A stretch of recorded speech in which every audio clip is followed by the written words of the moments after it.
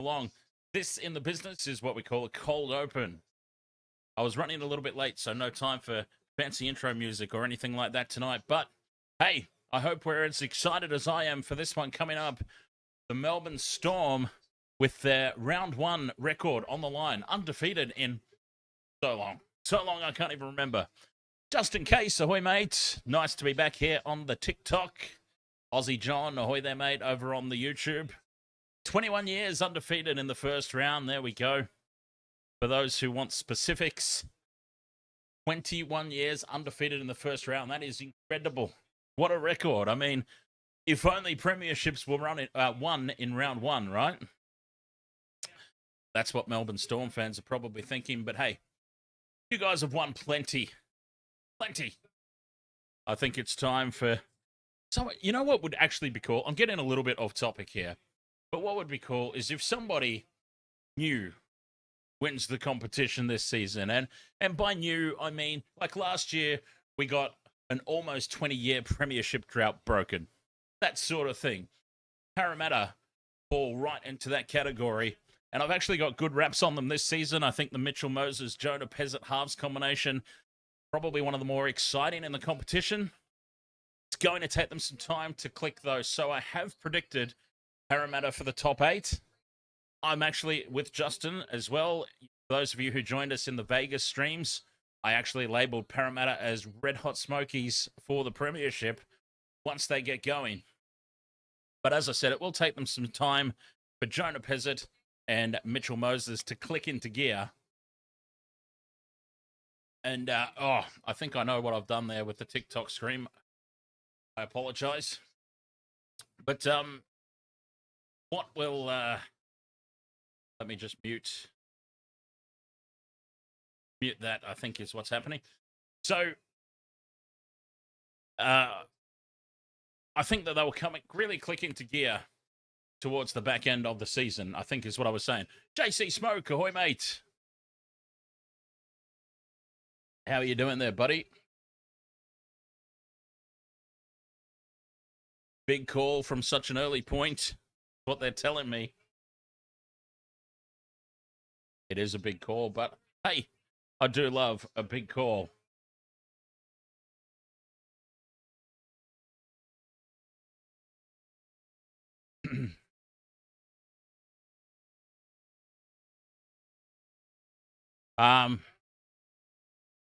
So there's still a little bit of an echo over there on the TikTok. I do apologize for that.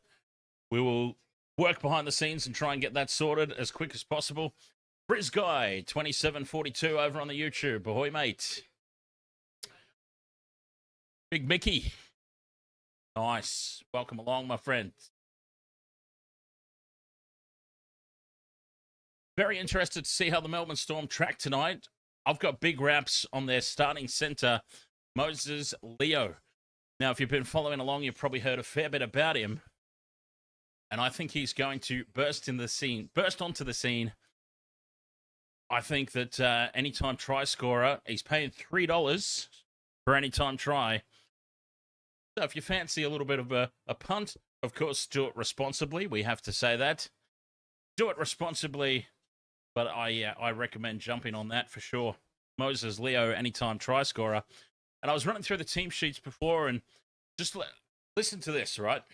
I know that we've got a lot of Melbourne Storm supporters in the chat room, but I just want to say this.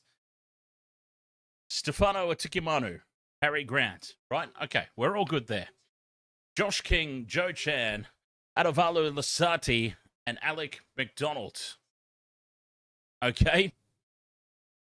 That is probably, with no disrespect to those players involved, but that is quite possibly one of the weakest Melbourne Storm starting front rows I can recall in a very, very long time. So there's an opportunity for Parramatta. When you compare the names, Jermaine Hopgood, Riley Smith, Junior Paulo, Jack Williams, Katoni Kotoga, and Jack DeBellin, opportunity is knocking there for Parramatta. Great players, don't get me wrong. But an opportunity that they haven't had in quite some time, because Parramatta, of course, have been smoked the past couple of times they've faced the Storm in round ones. JC Smoke, you've been dealing with a chest infection. That's no good, mate. Hopefully you're feeling better in the coming days. Ollie is the best. Ahoy. Welcome along there, the YouTube faithful. It is good to be back for season 2026. Looking forward to seeing how things pan out. So we've got a little bit of an echo happening over on the TikTok. I try and do all of this on the fly, of course. Now, why would you be doing that, Mr. TikTok? Let's see, what is my audio source over there? Primary microphone is voice meter out. That's what I want. Okay.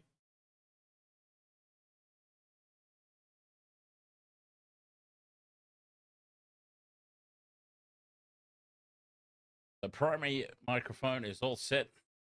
Where would that echo be coming from? Beats me.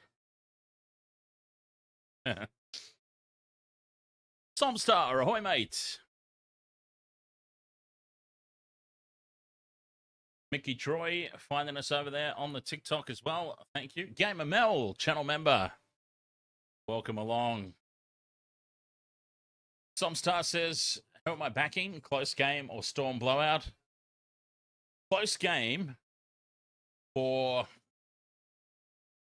probably about 60 minutes. I know I said this the other night as well. Close game for about 60 minutes before the Storm ultimately win by about 10 to 12. That's what I'd be going for.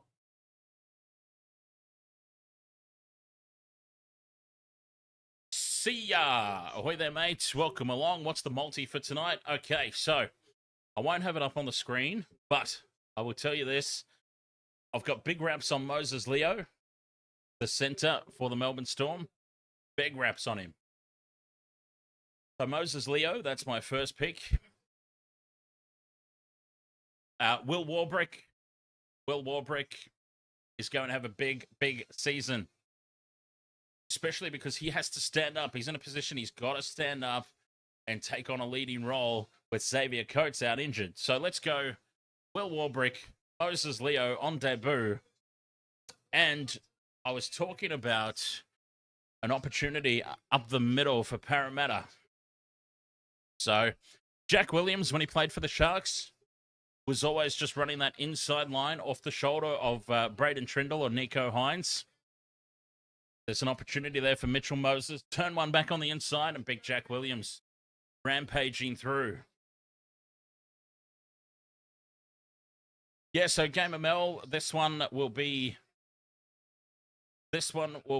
off of Channel 9.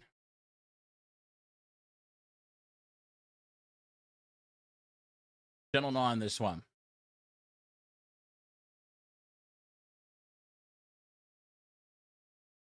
Okay. All right, so I'm being told that the audio source has switched over. So fingers crossed that that has now eliminated any echoing that was happening over on TikTok. Here come the teams out onto the field. Parramatta. Jack says it's fixed now. Awesome. Hopefully we're still live on YouTube. Everyone on YouTube can still hear me. So there we go. Teams are running out onto the field. That's all the pre-game that we've got. I should point out as well. Will Warbrick, Moses Leo, and Jack Williams. I got a free bonus bet. $10 bonus bet that I've thrown down on this one. So I think if I were playing with my own money, maybe I wouldn't have thrown Jack Williams in there, but we'll see. Fingers crossed. So, Melbourne Storm to win Parramatta to put in a really good showing, though. Harry Grant, the captain, leading the teams out onto the field. JC Smoke, you've got Kelly, Yongi, Warbrick, and Falongo. Great picks. Honestly, this was the problem with this game. There's just so many options. I mean, the battle of the halves, Mitchell Moses and Jerome Hughes themselves, try scorers, potentially. Cameron Munster, of course, if he has a day out, forget about it. So, yeah, try scoring potential all over the park. A really hard one to try and narrow down. But there are some talking points in this game. Of course, we didn't even really get a chance to get into the whole Zach Lomax situation. Not that Zach Lomax is playing, but I think that is the talking point. Ryan Papenhuyzen, of course, moved on from the Melbourne Storm. And Sua Fa'alogo. Ahoy there, Michelle. 4 triple Z.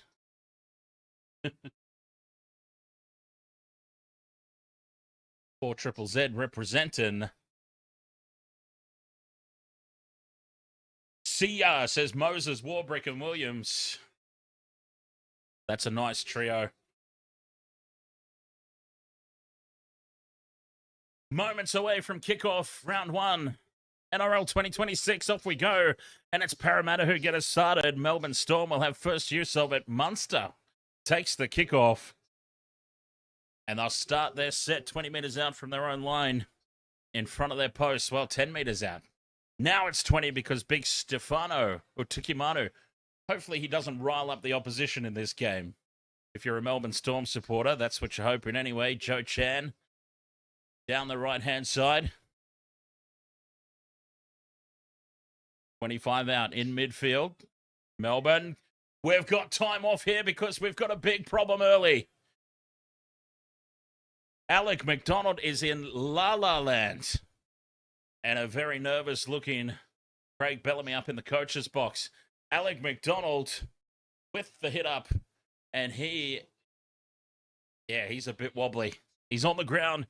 Shoulder from Jermaine Hopgood. Jermaine Hopgood just planting himself. And he was a little too high into contact. And, old MacDonald. He doesn't know if he's got a farm or not right now. He is flat out on the ground. Dylan on TikTok says 2022 flashbacks.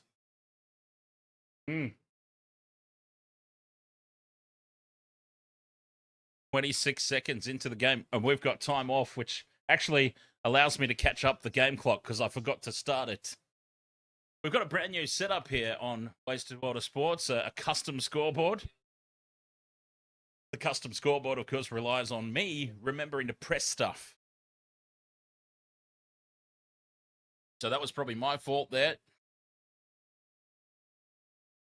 Oh, that's a head clash. It wasn't even a shoulder contact. There you go. It looks like it was mainly head-on-head contact. Tackler standing upright.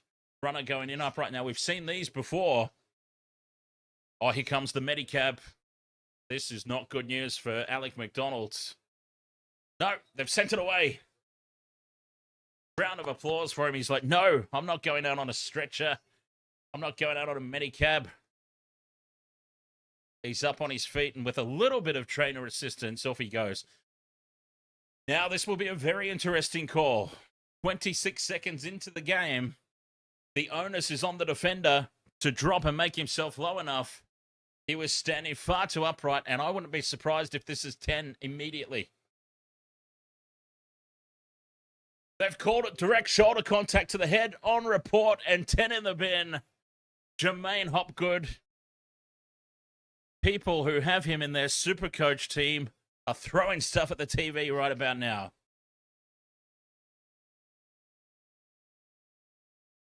And onto the field, it comes the Karma Chameleon. The man who, I must say, cost the Melbourne Storm the grand final with his lazy, one-handed attempt to put down.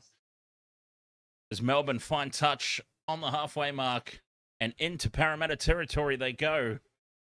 40 metres out from the line. Kamikamitha is on. The Kama Chameleon into midfield now. Utikimanu.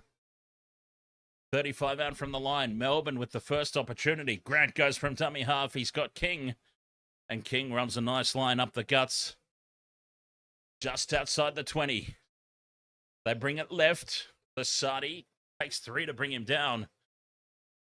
Grant again from dummy half to Munster in midfield. Here's Kama Chameleon.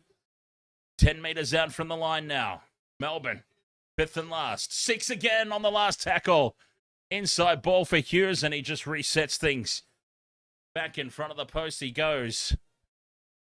Oh, this is a poor start for Parramatta after the big raps we gave them. Utikimanu trying to barge through. He's lost the ball.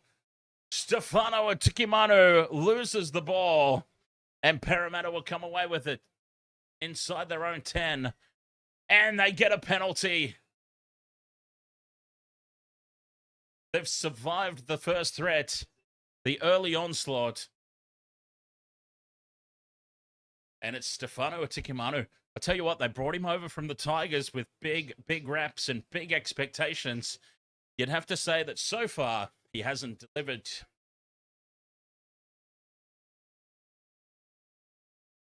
Not a big touch finder. Only takes the Eels out just outside the 20. But still, importantly for them, they're in possession. So, Parramatta running left to right on our little, what do you call it? Our little field graphic on the screen if you don't have access to it on Channel 9. Junior Polo. Have we ever established if it's Polo or Bolo? Either one. He plays it on halfway, and there's a loose pass from Riley Smith. Well taked up by Kaltonga. He's good at collecting those off his knees. Parramatta up over halfway. Smith to Peasant. Quick hands down the left. And stepping back in field, Sean Russell. They find themselves 30 metres out here on the 5th and last. Back for Moses to kick. Cross field. Looking for his chasers here. Brian Kelly's going through to put pressure. And it's been lost forward by the Storm. Parramatta off the hook down the other end when Utikimanu drops the ball. Here they come now with a full set of 6 in midfield. They'll be about 25 metres out. Well, they won't. They'll be a lot closer than that, actually. They'll be about 10 metres out.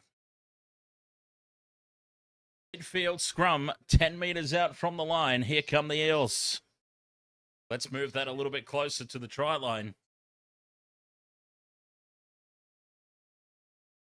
Our pre-game poll on the YouTube, incidentally, Storm 68%. Left edge they go. Pez it out the back for Yongi. Yongi beats 2, and he's taken down half a metre out. Isaiah Yongi, 10 in from touch. They bring it back into midfield. Junior wrapped up by 3.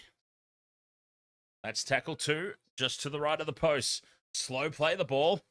Careful not to give away a 6 again here, the Storm.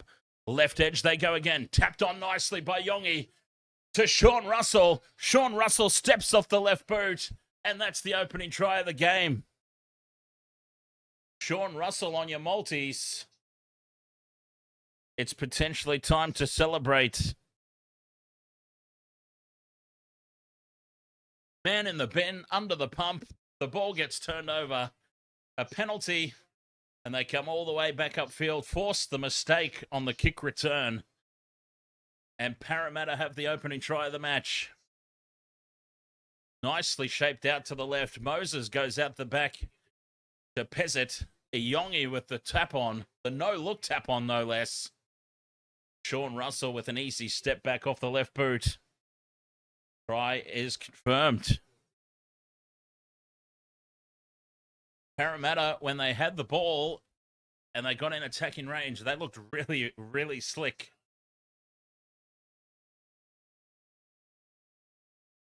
Doing it all with a man in the bin. Maybe they should leave him there. Sorry, Jermaine. We value your addition to our team, but how about you just stay there in the sheds?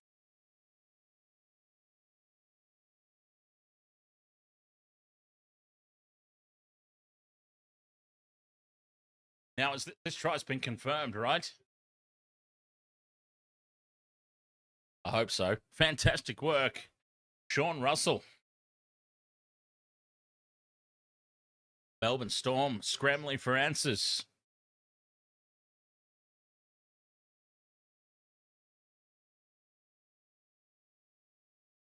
Mitch Moses with the conversion attempt. 10 in from touch. His favourite side, and he's pushed it out to the right. He's pushed this one out. He'll be disappointed with that. Mitch Moses, that should have been a gimme, really, for somebody of his standards. All right, Gamer Mel. Long, long way to go in this one. Oh, Sean Russell. You know what? Honestly, that's on me. Bailey Simonson and Sean Russell, the starting wingers for Parramatta, I just did not have wraps on them at all. Brian Kelly, I thought, might have got their first try. But anyway, back underway. And, the Storm have shanked it from the kickoff. And Sean Russell, the try scorer, will play it just outside his own 20-metre line. Watching on from the sheds there, Jermaine Hopgood, very excited to get back out there. As DeBellin brings it up the middle. Jack DeBellin, how many clubs have we seen him at, huh? Big junior, up to the 40. And now takes it up to halfway. The post-contact meters, big. Riley Smith from dummy half. Now to Williams, one of our try scorers. Keep an eye on him. Craig Bellamy looks furious. Down the short side for Moses. Puts the kick in behind. And it goes into touch. One bounce. 4 points to 0. Parramatta lead. Well, they called a forward pass from dummy half. Well, there you go. Melbourne Storm get the ball back. Either way, they're just a little further upfield. There's our other boy, Moses Leo. Melbourne Storm centre. Will Warbrick, another of our try scorers. All our try scorers with the last 3 touches of the ball. As Melbourne push into Eels territory. Howarth now up to the opposition 40. Halfway through the set, 3 minutes left in the bin for Hopgood. Hughes inside for Karma Chameleon, who's picked up and dumped in the tackle. Great defense. 30 out from the line. Hughes out the back for Munster. Nice shape to the left. But Lisati angling back in towards the posts. 20 metres out, just to the left of the uprights. Fifth and last, Munster. A short ball to Leo. Bumps off one. Still going. It's the fifth and last. And Moses is caught with the ball. And I'm not talking about Mitchell Moses, of course. I'm talking about Moses Leo, who goes to ground for a rather meek and meaningless turnover. Parramatta 10 out from their own line, though. 4 points to 0 they lead. And they've done so with a man in the bin. 9 minutes gone, roughly, in this one. 30 out. Brian Kelly over from the Gold Coast Titans. Should get more of an opportunity here with the Eels, you would think. For Togo, what a run up to halfway. DeBellin takes it into Storm territory. And that will be the fifth and last. They need a good kick here. And Mitchell Moses, I'm sure, will deliver from 45 out, puts it high. It's going to land on the 10. Miscommunication at the back. But Nick Meaney has done well to take it. Storm under the pump, though, on their own 10. That was a great kick chase, timed to perfection. Penasini got that one absolutely correct. Melbourne, the home crowd, trying to fire up the troops. Rebel nuts, ahoy, mate. Titans got rid of some good players this year. There's been a big clean out, hasn't there? A new coach comes in. You see it quite often. New coach in. A massive clean out as 6 again here for Melbourne. Kamikamitha takes it up to halfway. And another 6 again as they go short side. And into Parramatta territory. Slow play the ball again here. Parramatta, they've just got to be careful. Karma Chameleon up to the 30. Hughes Goes out the back for Munster. Wrapping around is Falongo. They've created space left. Moses Leo beats one, and he's taken down just half a metre out from the line. Moses Leo, there he is. A little bit white line fever, though, as he got close to the line. Hughes again now, out to the right, floats a huge cutout ball for Warbrick, and Warbrick dives for the corner and scores. But it's the pass of Jahrome Hughes, the long ball that cuts out two. And Melbourne have hit back. Nice shape out to the right. They started on the left touchline where Moses Leo plays it.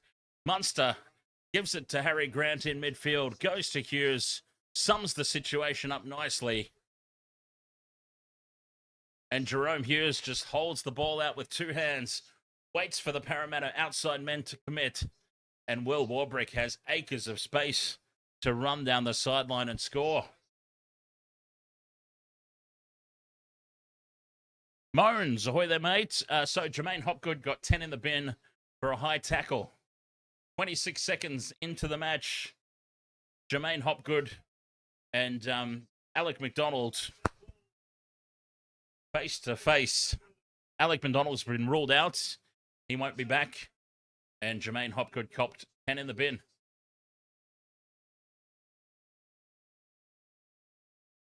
Will Warbrick scores anyway, and that gives us our first tick off the same game multi.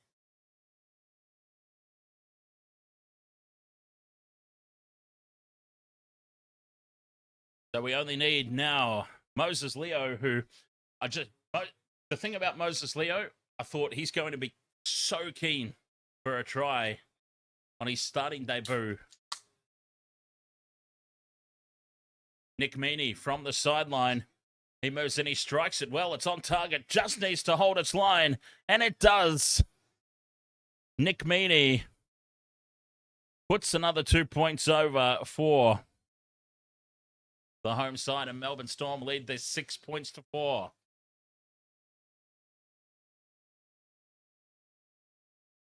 Josephine Kep. Ahoy, mates. Go Storm. Go Storm, go. PNG, 100%. PNG, of course, looking forward to welcoming them into the competition.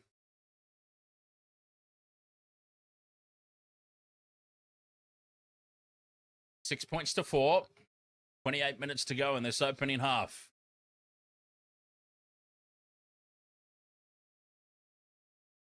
Will Warbrick gets us our first tick off the multi. Parramatta get us back underway, and it's taken by Hughes on the try line. He's got Karma Chameleon winding up. And that is a good run out to the 20. Melbourne keeping it in midfield. Howarth now getting in some hard yards. Tikimanu bumps off the first tackle, takes it out to the 40. Keeping it up that middle channel. Falongo dances his way up over halfway. Told to release now. Scooped up by Grant with one hand. Munster down the short side. Gives it to Lisati. 40 out from Parramatta's line. Play the ball to nobody. Harry Grant slow to get there. Brushes a kick away late. And it sits up for Yongi at the back. And Yongi with some hard work to do, but he's done it. Bringing the ball back to the 15. Parramatta forward, slow to get back. Simonson wrapped up and driven back in the tackle. 6 points to 4, the Storm lead. A big run. Couldn't see who it was, I apologize. Parramatta now up to the 40. Just over halfway through this set. Smith goes to midfield. Pezzett now sends it on for the try scorer, Russell. And Russell back to Pezzett on the wraparound. Pezzett spills it. And Melbourne will get the ball here in Parramatta territory for a full set of 6.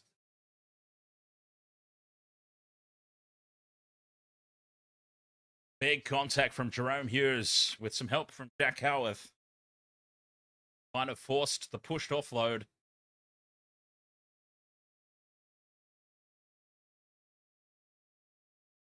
scrum down just inside the Eels territory.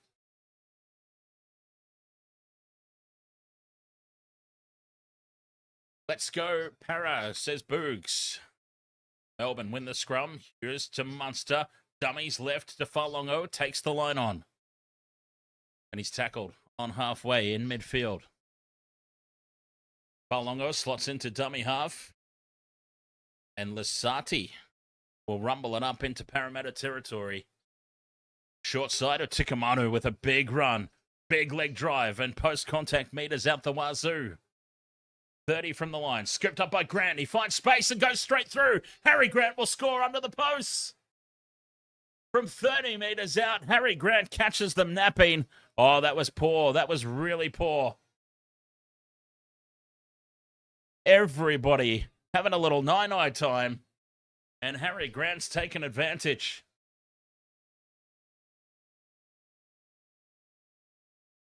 Scooped up with one hand. And nobody touches him. Markers weren't square, and a big gap in midfield.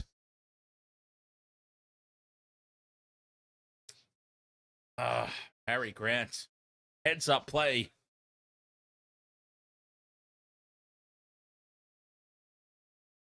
$10 points to 4 with the kick to come from right in front. Tries confirmed.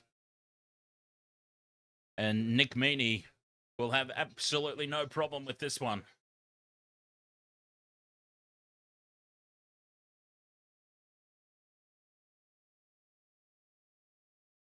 Bang in front.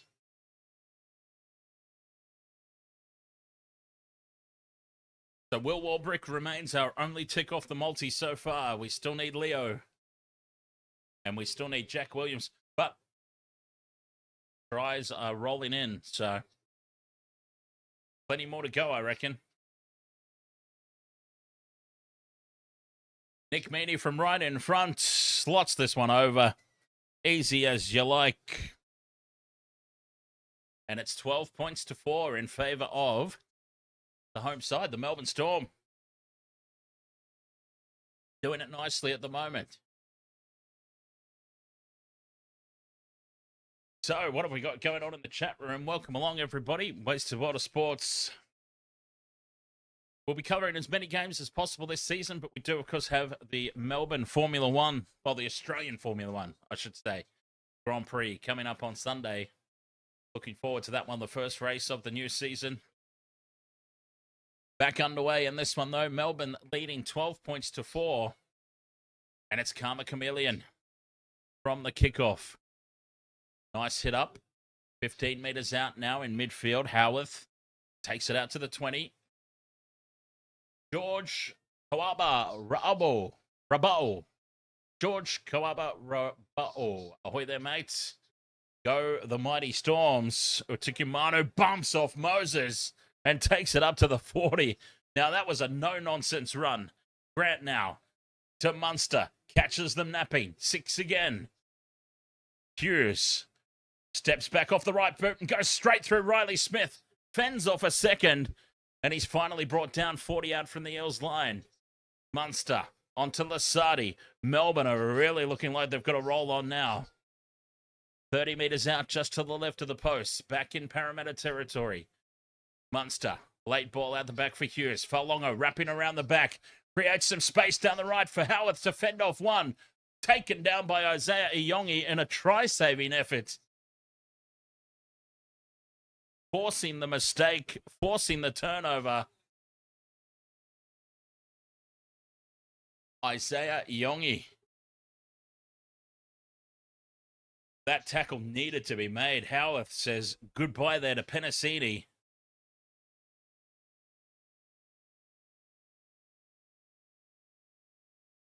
JC Smoke says, what 2 teams will drop out of the 8 this year? I'm sorry, Raiders fans, but the Raiders are dropping out. That's one.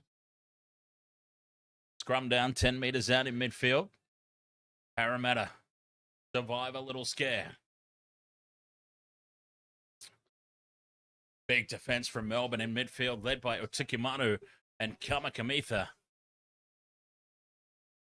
Williams Dances outside the 20, but now he's driven back. Again, a three-man tackle, holding him up off the deck, driving him backwards. Tackle 4, and the Eels still inside their own 30. DeBellin at first receiver, onto Pezzett. Putoga dummies and takes the line on. Again, a 3. Gets a late offload away. And who is that waiting for it? Yongi or Penasini up over halfway. Fifth and last. Moses shapes to kick. Steps inside Grant. Borlo keeps the ball alive. Penasini now in open space, and it's caught a forward pass. Oh, they are all over. They are all over the Eels here tonight on those forward passes. Junior Borlo. Oh, jeez, it's wow. That is a line call, that one. That was a line call. UFC, ahoy, mates.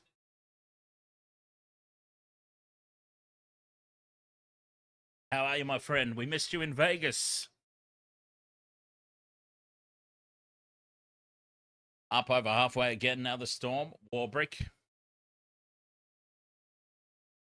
Taken down 45 out in midfield. Karma Chameleon. Nice carry.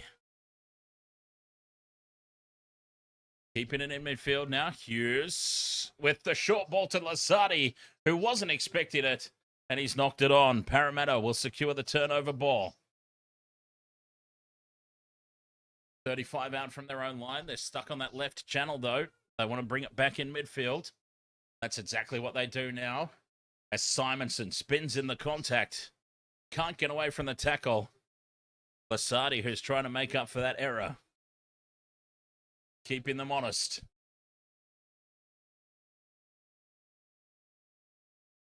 Halfway through the set now, Parramatta get themselves into Storm territory.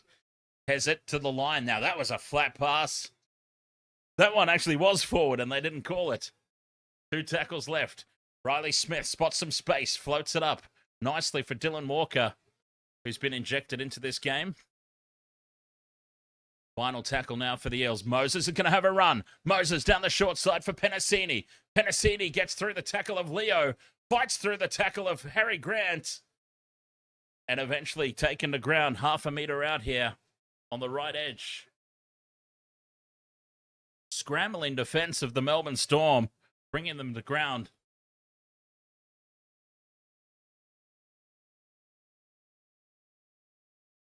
Couple of metres out from their own try line.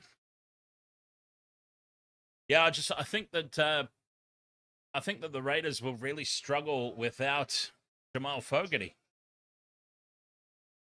You think about some of those games, those tight games that the Raiders won over the past couple of seasons.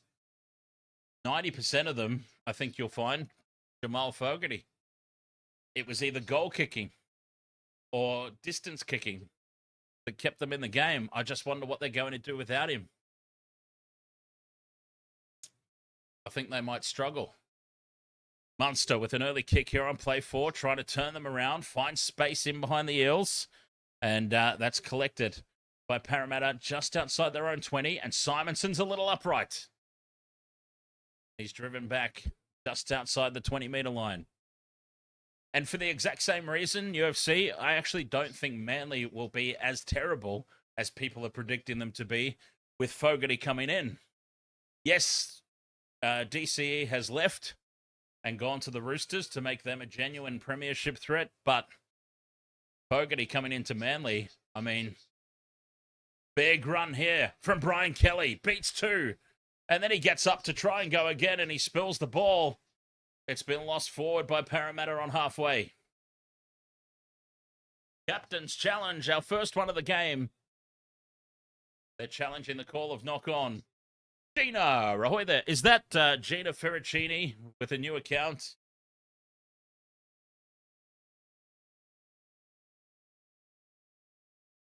Now, this ball looks like it might have been swatted out, is what they're trying to say. No, he's just trying to make a tackle. Loose carry from Brian Kelly. Challenge unsuccessful, and Melbourne will get the ball.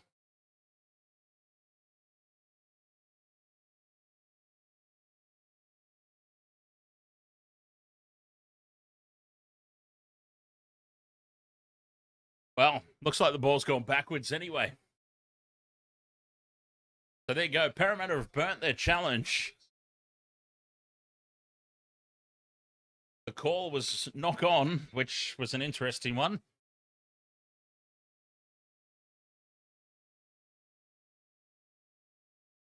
So Melbourne will get the scrum here. 10 in from touch. Just outside their own 40. The ball spills out the side. Mitchell Moses wants play on. But we haven't had a whistle yet. We've actually got time off. I forgot to stop the clock again.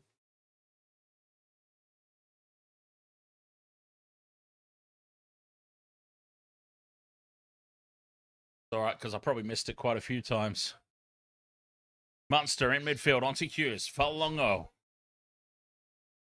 As Melbourne head right.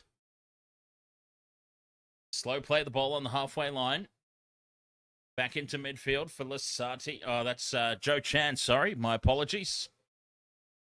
Just over halfway. This is Lisati. Up to the 40. Midfield. Halfway through the set. Tikamanu backs into the defense. Looks to offload. Nobody to throw it to. Grant to Munster. 20 out. At the back for Hughes. Falongo wrapping around the back again. Links up with Howarth, and this time it's well read by the Eels defense. 10 metres out over on that right edge. Hughes stays down there, short side, shanks the kick, but Warbrick takes it, and he's going to fight his way towards the line here. Big Will Warbrick. That'll be a handover, a metre out. Parramatta survive again. Same game multi for us here on the Waste to Water Sports was Warbrick. Tick. But it's looking pretty dry after that. Warbrick, Moses Leo, and Jack Williams. That's what we had here, but it was good to see Warbrick get over. Penalty to the Eels. A second effort in the tackle. And that is a relieving penalty just a couple of meters out from their own try line. M over there on TikTok is Falongo looking likely to score. $5 on Grant, Warbrick, Russell or Simonson, and Falongo. Look, every time Melbourne shape right, Falongo is getting his hands on the ball and he's involved. I'm just waiting for the time that instead of feeding the ball along the back line, steps off that right boot and breaks away. Big chance. You got a big chance is what I'm saying. As the Eels now, Walker onto Bolo. Junior Polo up over halfway. Looks for the offload, pushing the pass. And the ball spills out for Melbourne. A big mistake there from the Eels. And Joe Chan brings it back up over halfway. Tackle one here for the Storm. Appealing for a penalty. Hughes to Falongo. Taken high. And that's a penalty for the Storm. He was taken high.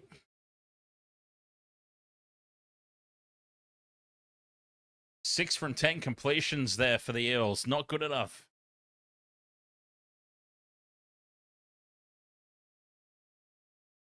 M says it's $40 cash out, but sounds like I should write it out for $120.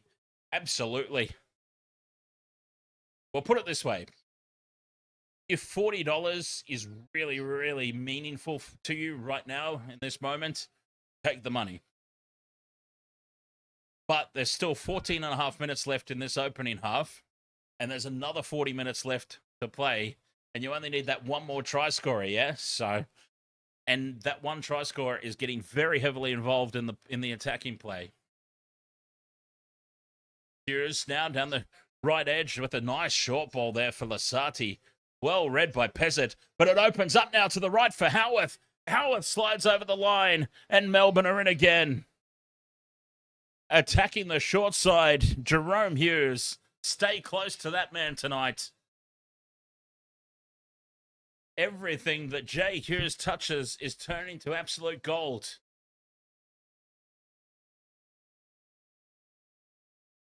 They've only scored 3 tries tonight, but Jerome Hughes has got about 72 try assists, I reckon. He's having a blinder.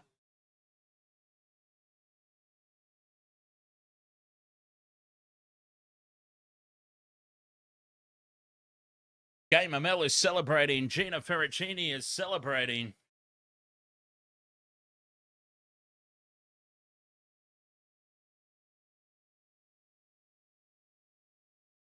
16 points to 4 as we approach half-time. And Parramatta, well, we talked about this in the pre-game, didn't we? It's going to take them a little bit of time before that Peasant and Mitch Moses combination clicks into gear. And it's certainly proving to be the case at the moment. Their attack, very, very clunky, to say the least.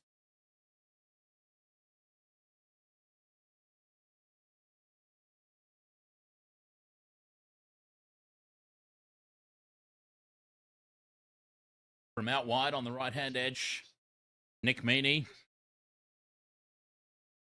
He held the line with the last one and snuck it in. He just has to do the same here. Nicholas Meaney puts it right down the middle. And Melbourne lead this 18 points to 4.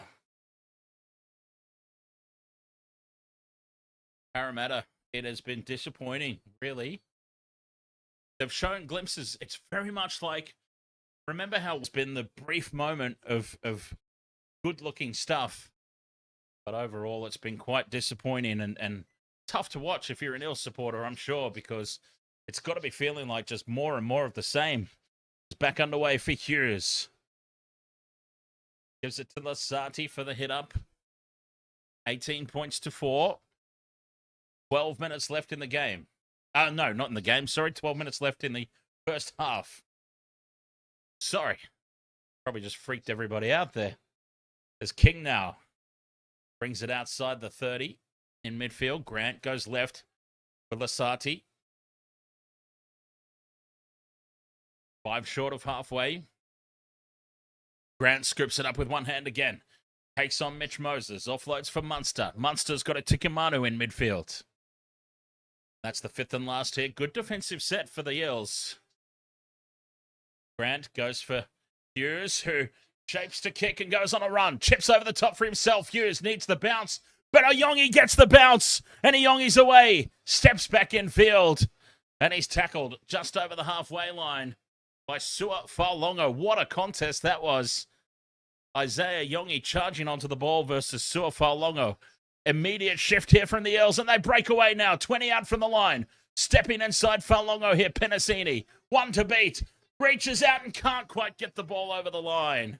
He's lost it forward in the 3-man tackle. Parramatta from the play of the ball immediately shift to the right. Penasini had space, but scrambling defense from the Storm. Desperation defense.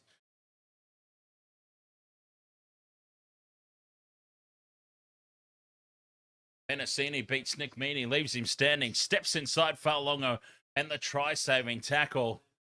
Well, of course, Cameron Munster's there. But it's Jack Howarth, I think, who's done the most damage. But of course, Cameron Munster was there making a big play. Howarth, 25 out from their own line, now back in possession, the Storm. Somehow, they've not scored a try there, the Eels. You can't believe it.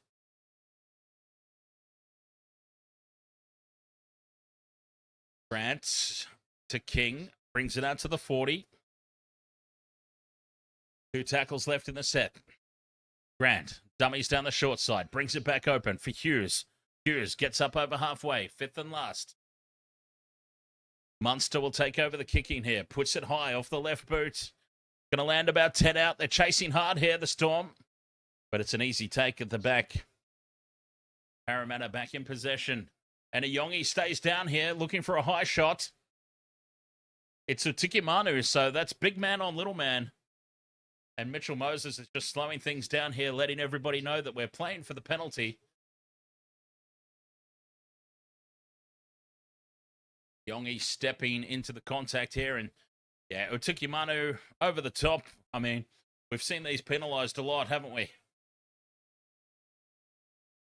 He was tackled by Harry Grant. He was falling. He's fallen into the arm of Utikimanu, who's coming in to make the contact as well. He has been collected, but certainly unintentional. Tackle 1 it is for the Eels. 20 out from their own line. Melbourne racing up out of the defensive line, driving the Eels backwards, keeping them on their 20. And we've got a HIA for Isaiah Yongi. And Yongi's furious. He can't believe it. He's like, if I've got to go off for a HIA, how is it not a penalty for a high contact?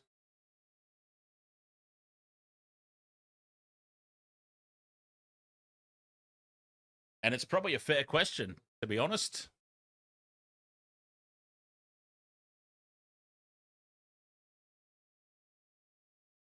Isaiah Yongi wanders off the field. So who's coming on? Number 19 here, Joash Papali. Halfway through the set now, the Eels out to the 30. Storm leading 18-4. 6 again. Hezit hands it up for Kotoga. Big run up over halfway. Post contact meters out the wazoo here. The big unit. And catching them napping from dummy half. That's, who is that? That is Talon De Silva, who's on the field now. Some subs out for the Eels. They look to turn this game around. 8.5 to go until the break. Walker, flat pass there. Not called. Let's play on. 20 meters out from the line now. 2 tackles left. Moses wants it on the right. Moses gets it. Loose pass out the back. Sits up for Simonson. Angles back infield. Links up with Papali. 20 meters out from the line. 5th and last. Big open side to the left. Moses kicks towards the post. Falongo plants himself under it and takes it well. Kotoga's flying through and tries to crocodile roll him back into the end goal. But he's done extremely well there. Sua Fa'alogo. But Melbourne are under the pump here inside their own 10. They need a big set. Warbrick. So category 2 symptoms for Isaiah Yongi. There we go. Wishart's on the field now for the Storm. 7.5 to go until the break. Munster needs a big kick here, and he delivers. It's a monster. Well taken to the back, but this is great field position now as Simonson brings it up just short of halfway. Parramatta back in possession. Bellamy looks furious. But when does he not, I suppose, in fairness? The Eels have had some opportunity here in the last 5 minutes or so. Kelly steps his way inside the 40. Halfway through this set. Hopgood to Walker. Pass out in front of Moses. But it's working out for them now. Penasini tries to angle back infield, but it's well read by the Storm defense. 15 out, 2 tackles left. Walker again. Nice flat pass across the face of the post. Hopgood takes it down. Short side. And Walker is caught with the ball. Late pass out the back. Picked up by De Silva. But the Melbourne Storm defense again scrambles and shuts it down. And that's a handover. Half a meter out. Judah Shivian, you've got Storm bet. You got your Storm bet in when it was minus 220. It's minus 5,000 now. It is a long way back for the Eels. Even though there's 40 minutes still left to play, it is a long way back. Especially if they keep making these simple handling errors that they're making.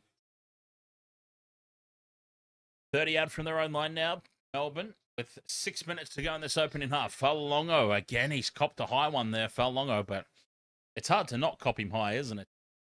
5th and last, Munster with a low flat kick, and it sits up at the back.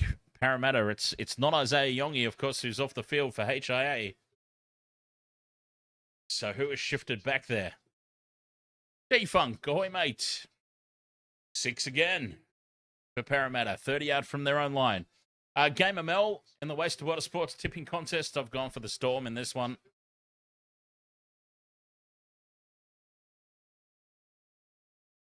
Home game, that round 1 record on the line. Got to go for the Storm in that situation. There's Parramatta now. Out the back, Moses goes to Penasini, taps the ball onto Simonson, who slips as he picks it up, and they've got a penalty. Tackled off the ball, and Parramatta, that's a result. It was far from, what's the word? It wasn't pretty, but it got the job done. Let's put it that way. Did I tip the Knights or the Cowboys over there on TikTok? I tipped the Knights.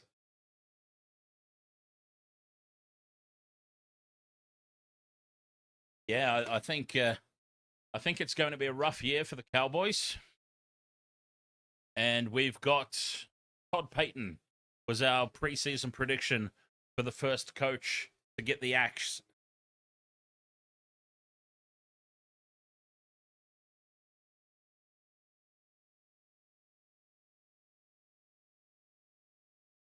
Off the back of the penalty, Parramatta fine touch, 25 out. 4 minutes 40 to go till the break. They absolutely need to be the next team to score. Yongi says Todd Payton to be sacked by round 6. Slow play the ball, this one. Back into midfield for Pezzett. The double pump out the back for Moses. Moses bumps off with Tikamanu. And he's taken down by Davey Moale. 6 again as they're slow to get up and release. Pezzett. A soft handoff inside. 10 metres out now, Parramatta. A full set of 6. De Silva goes left for Pezzett. Nice late ball for Katoa. And he's just taken down around the ankles. A try-saving effort out there on the left edge. And he's come up with the mistake at the play of the ball. Katoni Katoa does all the hard work. And then a simple mistake brings it all undone again.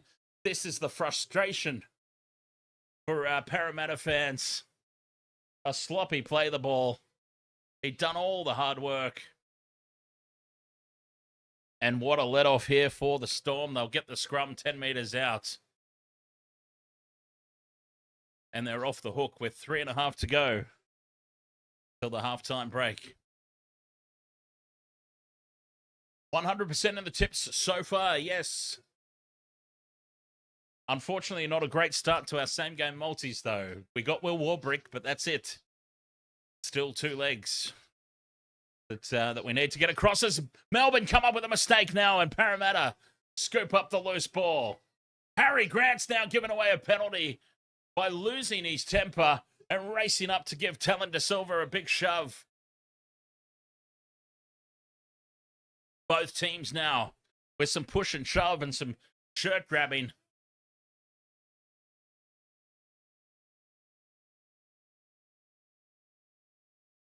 Hard to see what really sparked. Oh, Talon De Silva has walked past Jack Howarth and given him a little bit of a how's your missus. Now this penalties against the Melbourne Storm. Harry Grant reacting.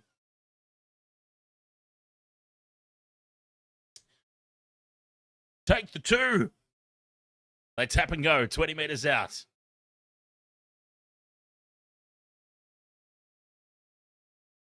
Two minutes left to play. It's opening half. Pezzett onto Hopgood. 15 out from the line. Cooper Clark is on the field. NRL debut. Nice. Here's Moses now. Short ball for Penasini as they shape right. 10 metres out from the line. Halfway through the set. Back into midfield for Moses.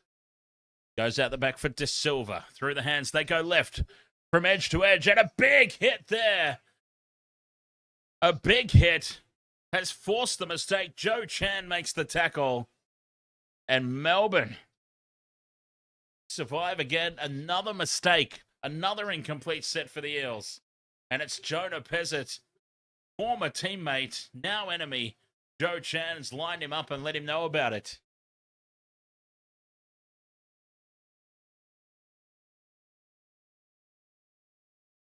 Inside the final minute of the half.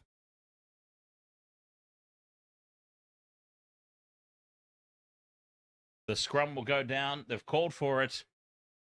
10 metres out, over on the right edge. One of the drunk. Ahoy, mate. Nice to see you again. Scrum down. Hughes just shuffles the ball along here to Lisati. Goes to ground 5 metres out in front of the posts, their own side of halfway.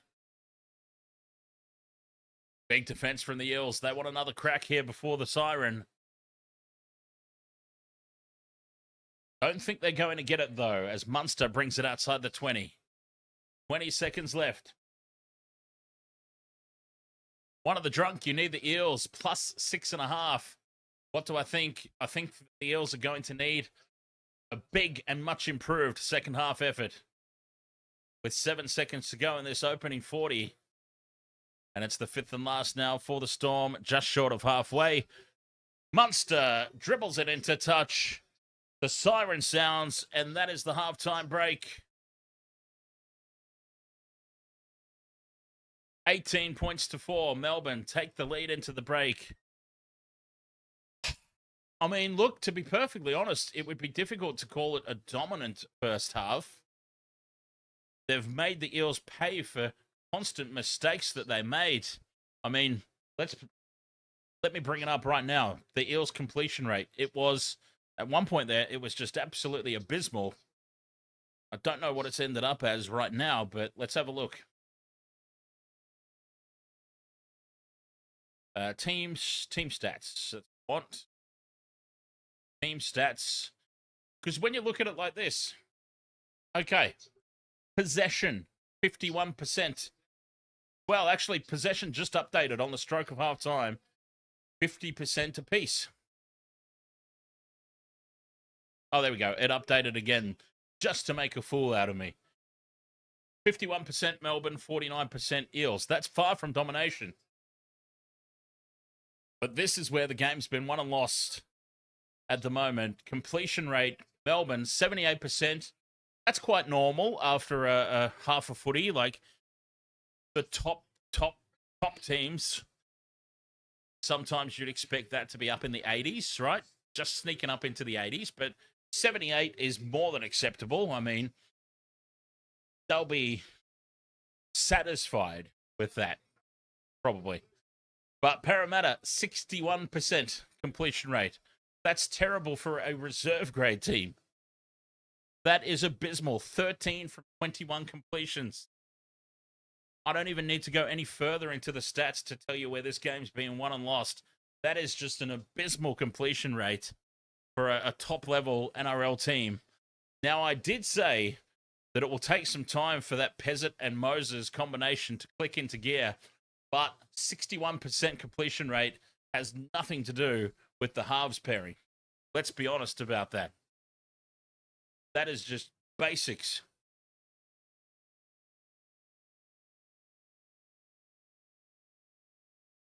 Judah Shivian says that the States has got legal recreational cannabis now in the States. Go. So yes, Waste of Water Sports. We do have a tipping contest up and running. So if you do the NRL tipping on the NRL website already, feel free to join our league, Waste of Water Sports. Pretty easy to find. And if you've been participating in the NRL tipping already, your points carry into our league. So UFC accusing me of trying to technically gain a head start is not actually accurate for those who've already been using the platform. Peak 7.6K says they can keep Lomax. They can keep Lomax. I think they need him. What an interesting... I don't want to get into it too much, of course, the whole Zach Lomax situation, but boy, what a mess. What a mess. I'm far more interested, to be honest. I don't know if anybody else has been keeping up with this. I am far more interested in what's going on with this Mitchell Barnett situation. Peel fries. Ahoy, mate. Yeah, I'm far more intrigued by this Mitchell Barnett situation. So, for those who don't know, Mitchell Barnett, playing for the New Zealand Warriors, has asked for a release on compassionate grounds. Compassionate grounds being that he wanted to be closer to his family in northern New South Wales. Taree, specifically, I believe. So, the Warriors have granted Mitchell Barnett a release on compassionate grounds, and he's now in negotiations with the Brisbane Broncos. So, if I'm the Warriors management, I am, or the Warriors board, I am furious right now. I mean, I am standing up and saying, "Excuse me, yeah, this ain't happening. He's not going to the Broncos. We released him on compassionate grounds to be closer to family." And there's going to be a technicality. Yes, okay. Brisbane is technically closer to Taree than New Zealand, distance-wise.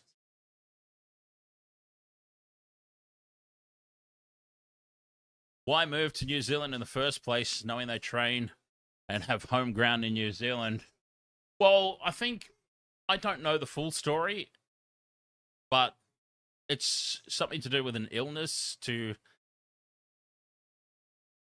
whether it's his son. I mean, I don't want to speak out of line, but something's happened anyway, that there's been a change in his family life that's required this. But still, anyways, whatever the reason, I'd be furious. Compassionate grounds to be closer to family, and he's in negotiations with Brisbane. It's like, But I digress. Heel Fries says the Warriors can have Lomax. There you go. 18 points to 4 in this one anyways at halftime.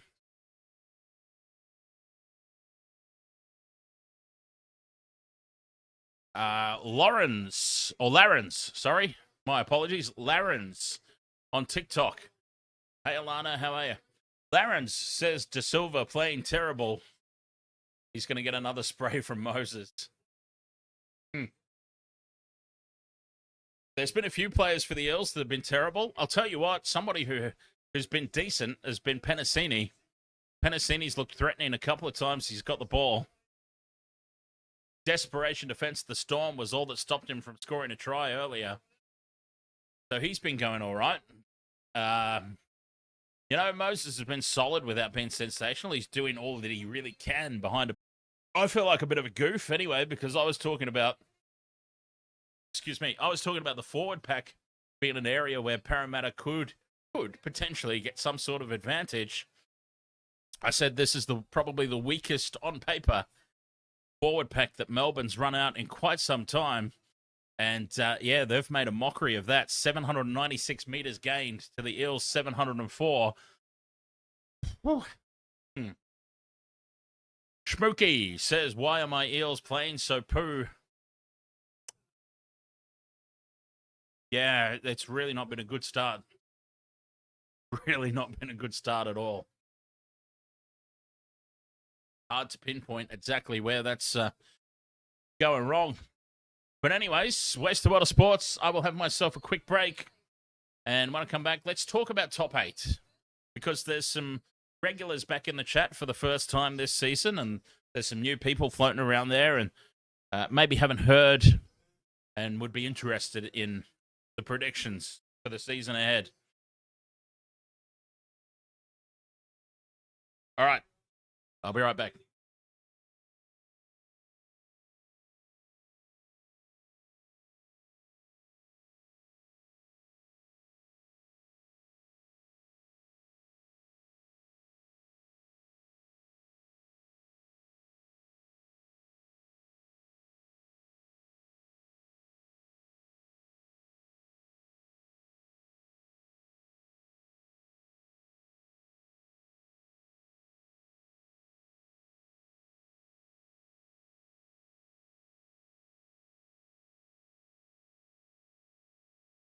All right.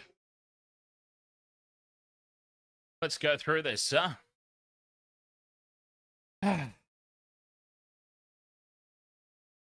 UFC says, good to see you back. Gone for a while. Yes. Well, first of all, let me address that. I've got to admit, those who have joined the streams for any length of time know that I've got teams that I really like and teams that I really dislike. Hang on, before I go any further, Daniel Durs and Rectub91 have both sent through heart me's over there on TikTok. Thank you very much for that. Thank you very much for that. And Sixth Sense, thank you very much for the heart me over there on TikTok. Thank you very much for that. Yeah, so people who have joined the Waste of Water Sports for any length of time learn pretty quickly. I've got teams that, for whatever reason, but there's always a reason, but whatever it might be, there's teams that I'm really, really like dead set against. And the ultimate test for Waste of Water Sports was going to be what will happen when one of those teams wins the competition. Now, we got lucky because the Panthers had won every single season whilst we've been doing this. And so, of course, the Broncos win last season, and I go, well, look, I'll be quite bluntly honest about it. I had a bit of a sook. Can't stand the Broncos. I'm sorry. They get more home games every season than anybody else. They get all the calls, all the penalties. They're about $3 million over the salary cap, but nobody bats an eyelid. And I'll be brutally honest with myself. Yeah, I had an epic sook and went, nah, screw this, and called the whole thing into question. As the off-season went along, I really started to miss you guys and gals and non-gender, whatever. So here I am. I decided to suck it up and just get on with the show. And on with the show we got. Let's see if I say this correct. Floricel Marcos. My wife has been watching for a while. I'm an Aussie Storm supporter living in the Philippines. Oh, nice. Mabuhay.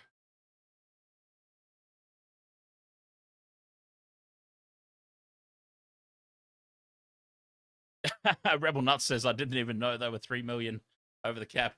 I'm prone to exaggeration, Rebel Nuts. A little prone to exaggeration. But yeah, I'm a bit disgruntled that the NRL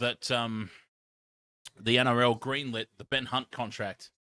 Because for those who don't know how the process works, I'm sure that most of us do, but I'm saying for those who don't know how the contract systems work, to prevent players from being seriously undervalued towards the salary cap, all contracts have to be like finalized and authorized, greenlit, if you will. They have to get the approval of the NRL.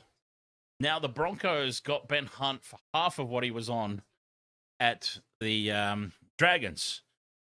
And I thought for sure, there's no way the NRL are approving this because that is not Ben Hunt's value. Well, apparently, the NRL said yes. So they got a representative level player for half of his actual market value. And yeah, so little things like that really, really piss me off because if that were the Tigers, say, there's no way the NRL greenlights that contract. Tigers or insert any other team that don't get the sort of favors the Broncos get.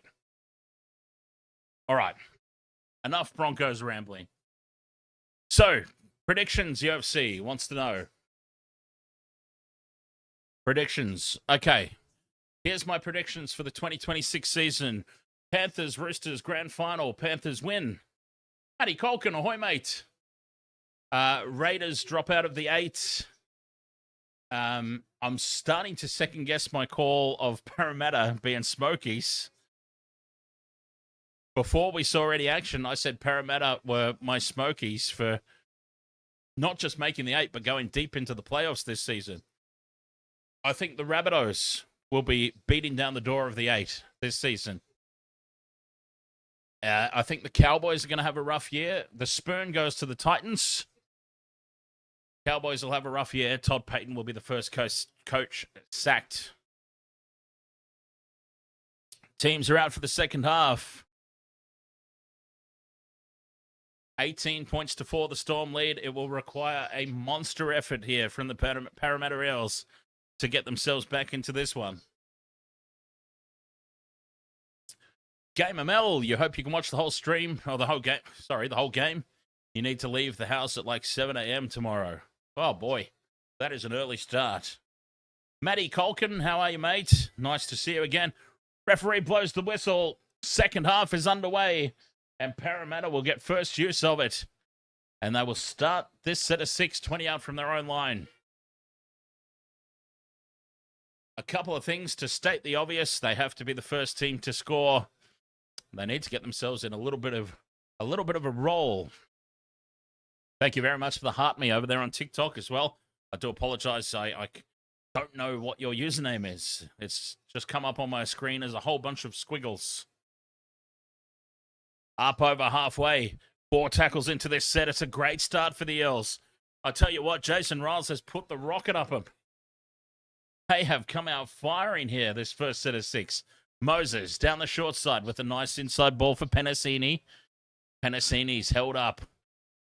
30 metres out in midfield. They stay down that right channel for Moses. Puts this one high. Good kick chase by Simonson, putting pressure on. Bats the ball back. It's been called a knock on.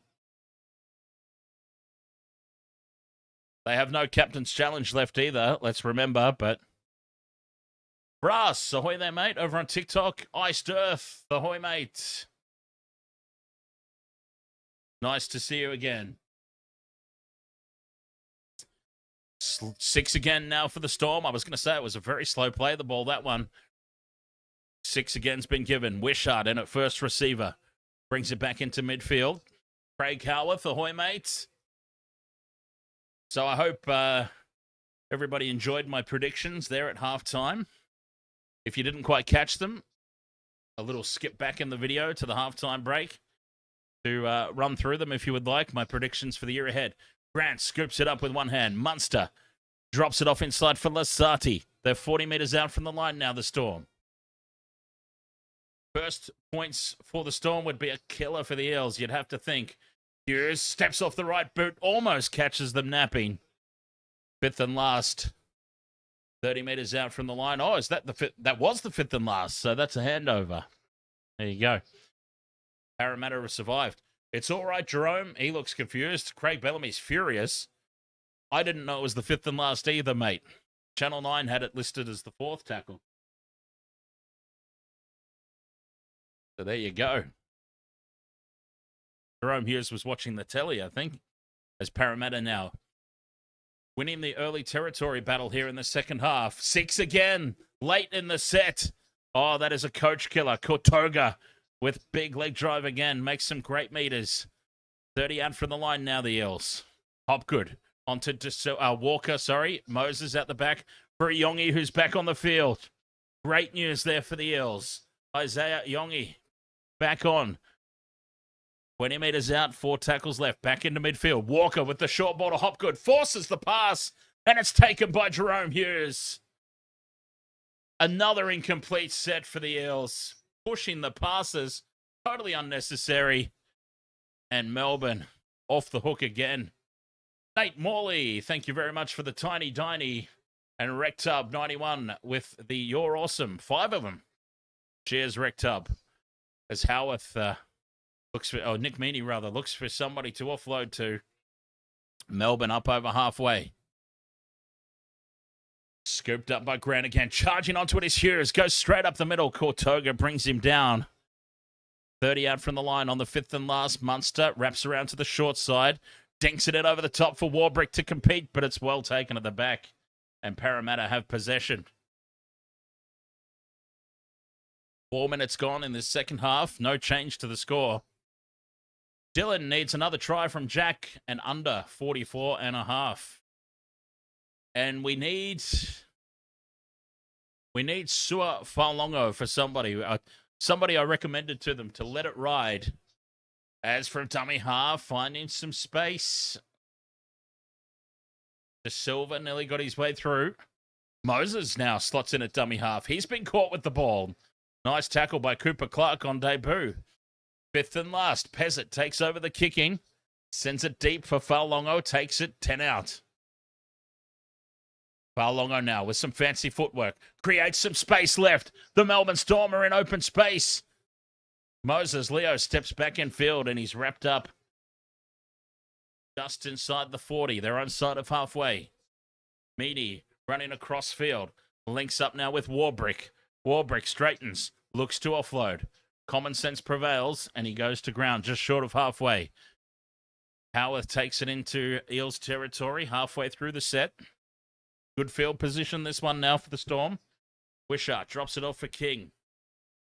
40 out. Directly in front of the posts. Grant, dummies, trying to get the 6 again. Harry Grant beats the tackle. Does get the 6 again. Ducks into contact. And that's tackle 1, 30 metres out. King, straight up the middle. He's been caught high there by Talon De Silva. Stands in the tackle before he finally brought to ground now. 20 metres out. Hughes. Side for Wishart. Wishart taken down. Easy read there for the Parramatta defence, which is nicely set. Grant goes left for Hughes. Out the back for Munster. Nice short ball there. And the tackle is made nicely by Mitchell Moses. 5 out from the line now. Munster brings it back into midfield. Cooper Clark on debut. Fifth and last. Hughes runs it to the line. Short ball to Joe Chan. Short ball to Joe Chan. And Joe Chan will score. Somebody needed Joe Chan for the multi. Joe Chan running off the hip. I said everything that he's touching turns to gold so far tonight. Oh, he's having a blinder. Jerome Hughes, man of the match. Give it to him now, for crying out loud. Well, this has been a really disappointing showing. Brian Kelly caught in no man's land defensively. This has been really disappointing from Parramatta.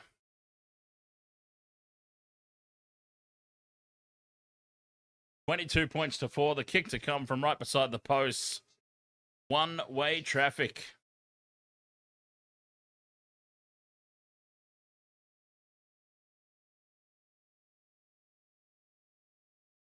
Gamer Mel, Gina Ferricini.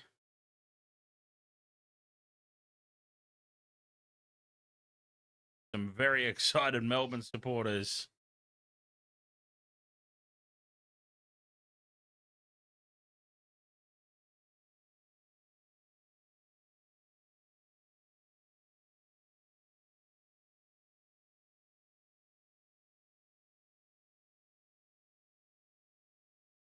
Nick Meaney from just to the right of the post slots it over.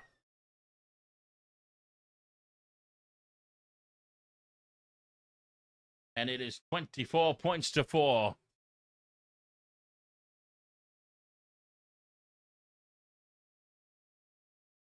Great start to the second half here for the Storm. You'd have to think that they've well and truly done enough now.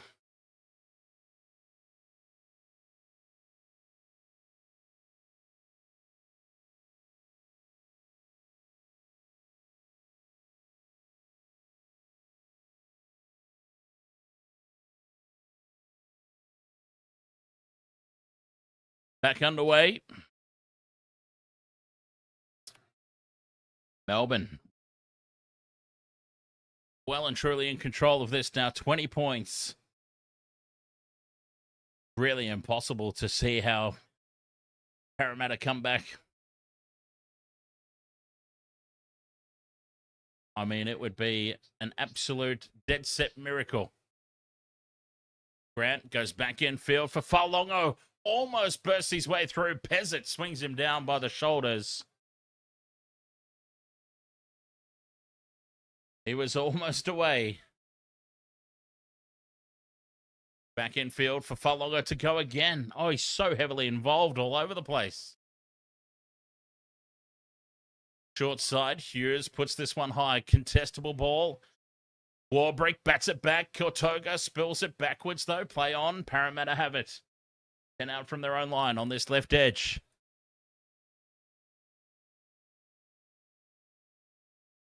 Sean Russell driven back inside the 22. Huge defense from the Storm. They are well up for finishing this game off.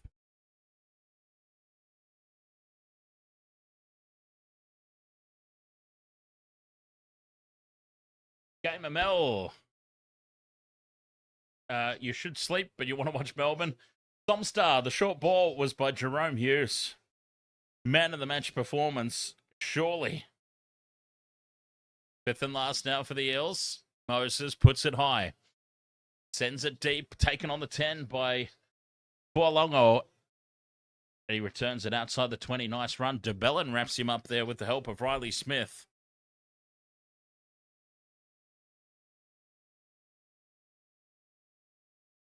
$24 points to 4. 10 minutes gone in the second half.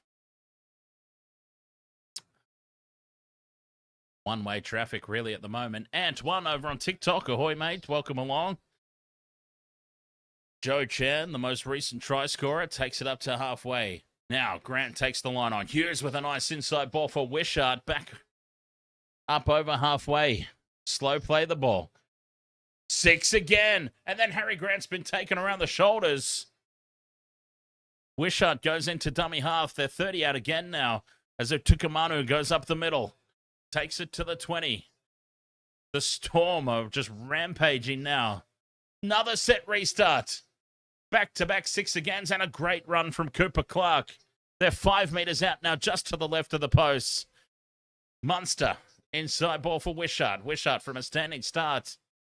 Straightens the attack. He's 5 meters out now in front of the post. Very flat-footed defensively here, the Eels. Grant tries to burrow his way over and does. The power of Harry Grant. Don't let the little point size fool you. He knows his way to the try line. Harry Grant gets a double. A second tonight for Harry Grant. And Melbourne are absolutely destroying now. 28 points to 4. Kick to come from right in front. That round 1 record continues. Parramatta, it's another case of what could have been. I mean, 61% at halftime was their completion rate. That's not good enough at any level to win a game of footy. Been a disappointing performance.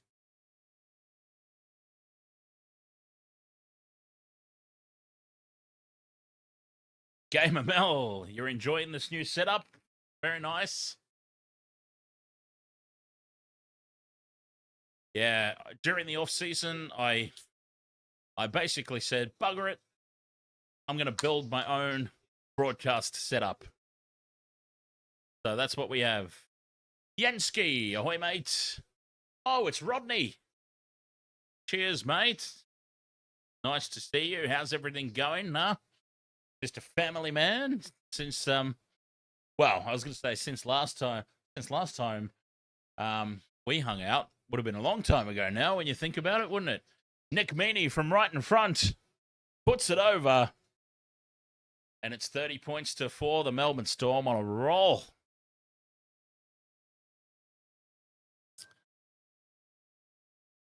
Absolutely no way back now for the Eels. You would have to think it's gone from minor miracle territory to, I mean, they'll be writing Bibles about it if this much of a miracle gets pulled off.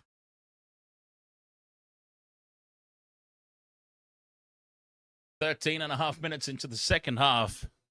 30 points to 4. Is 50 a possibility? Eels get us back underway. Hughes takes the kickoff to Falongo. Shuffles it on to Ativalu. And Ativalu's held up, but the leg drive of the big man brings him out to the 20. Harry Grant goes left. And Lisati gets another 10 metres here. Poor Jason Riles up in the coach's box. John Wick, ahoy mate. Lies 4010. Nice one. I'm already going to trade Falongo out. Hashtag NRL fantasy. Speak of the devil. There he is. Falongo up over halfway. Late offload back for Grant. Grant keeps it alive for Lisati. Lisati teases the pass but takes the line on. Fifth and last. 30 out from the Eels try line. Back for Hughes. Puts this one high. Contestable ball. Big pressure here at the back on a Yongi. Spills it forward. Riley Smith's offside, but it's been called. Yes, it's been called. Penalty. Offside. Isaiah Yongi under immense pressure there from the high ball. Spills it forward. Riley Smith was ahead of him. Plays at it. And Melbourne will have another full set of 6. 15 metres out from the line. Munster to Wishart. Wishart dances around in midfield. And he's taken down 10 metres out. Right in front of the post. Grant goes left for Ativalu. Spins in the tackle. Looks to offload, but they wrap up the ball. Well defended. Grant to Munster. Munster, dummy. Spins. Steps away from a second. Late offload for Grant. Charging onto it is Chan. Looking for another try. 2 metres out here. Just to the right of the post. Grant takes a step, fires the cutout pass to Munster, and they race up quickly on him and shut him down. Munster, the money man. 2 tackles left. Grant, short ball for Ativalu. Drives his way towards the line. It takes 3 to hold him up. He's a metre short. Grant onto Cooper Clark on debut. Desperately trying to get the ball down. He's over the line, but he's been held up. They're going to have a look, though. It's gone up as no try, and he seems very uninterested, Cooper Clark. What a moment it would be for him, though, the young fella. Reaches out, plants it onto the leg of Dylan Walker, and you'd have to say that he spills the ball. Craig Bellamy looking on with a lot of interest. Lies, am I saying this right? Is it Lies or Liz? Lizzie. Lies 4010. Do let me know if I'm pronouncing it wrong. Chan and Lisati are smashing it. Rapt to see lots of rookies this year. You know what? I've got to own this one because I said in the pre-game, Lies 4010, I said in the pre-game, I went through the names and I said Ativalu, Grant, King, Chan, Lisati, and MacDonald. And I said, is that the weakest Melbourne Storm forward pack that we've seen run out in many, many years? As Parramatta spill the ball and the Storm come away with it again. Counter-attack is on. Melbourne back in possession. Another incomplete set from the Eels. Jason Riles is going to be bald by the end of first round. Jeez. And I have to own that one. I got that horribly wrong because this Melbourne Storm forward pack has dominated. Mind you, they haven't been asked a lot of questions, but still, they have all been up for it. Lisati's been immense. Chan's been immense. I mean, MacDonald had a very short game, didn't he? But left they go. Munster to Falongo to Leo. Moses Leo puts the fend on, slides across the line. Moses Leo scores, and that's our second tick off the multi. Moses Leo joins the try scorers list. Melbourne are running riot here. And that is our second tick off the multi. Unfortunately, the final leg is Jack Williams, and that ain't happening. I can't imagine they'll be offering me much of a cash out either. As Melbourne send it left, Moses Leo was never passing that ball, so Moses Leo puts the fend on Penasini, who has been so good all night long, and then he misses that one-on-one tackle to leak 4 more points. See ya on Twitch says it's happening, I believe. Jack Williams with a consolation try. I'm here for it. I'm here for it. Our first multi of the season hitting. Better believe I'm here for it.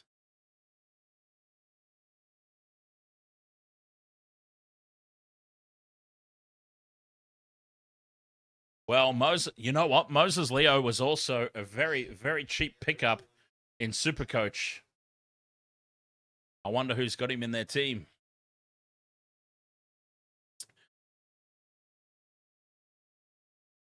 Meaney from out wide hooks this one back through the post. It's another 2 points. Nicholas Meaney with the conversion. Melbourne 36 points to 4, dominating.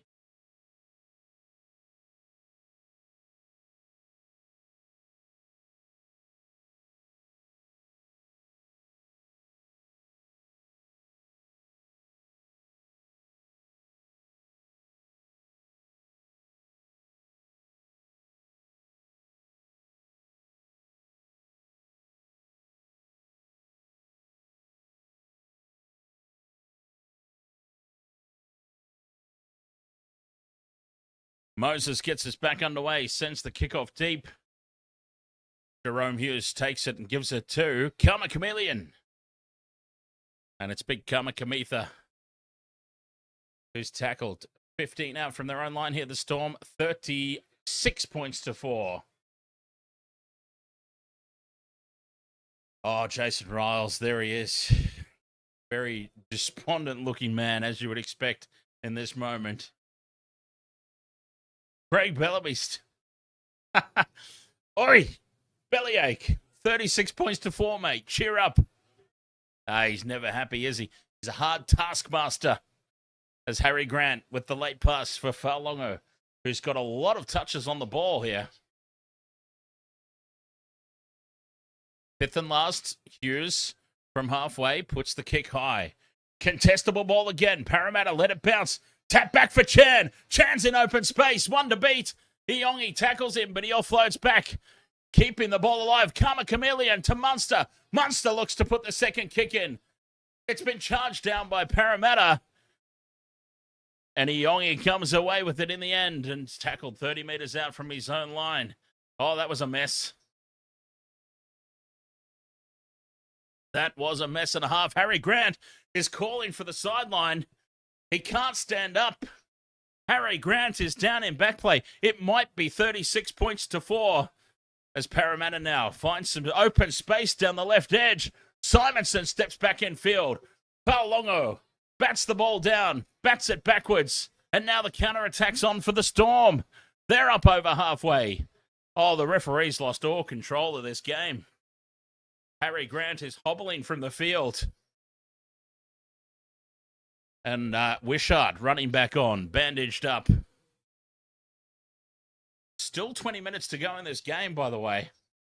I mean, I'm not saying that there's a chance of a comeback or anything, but there's a lot happening.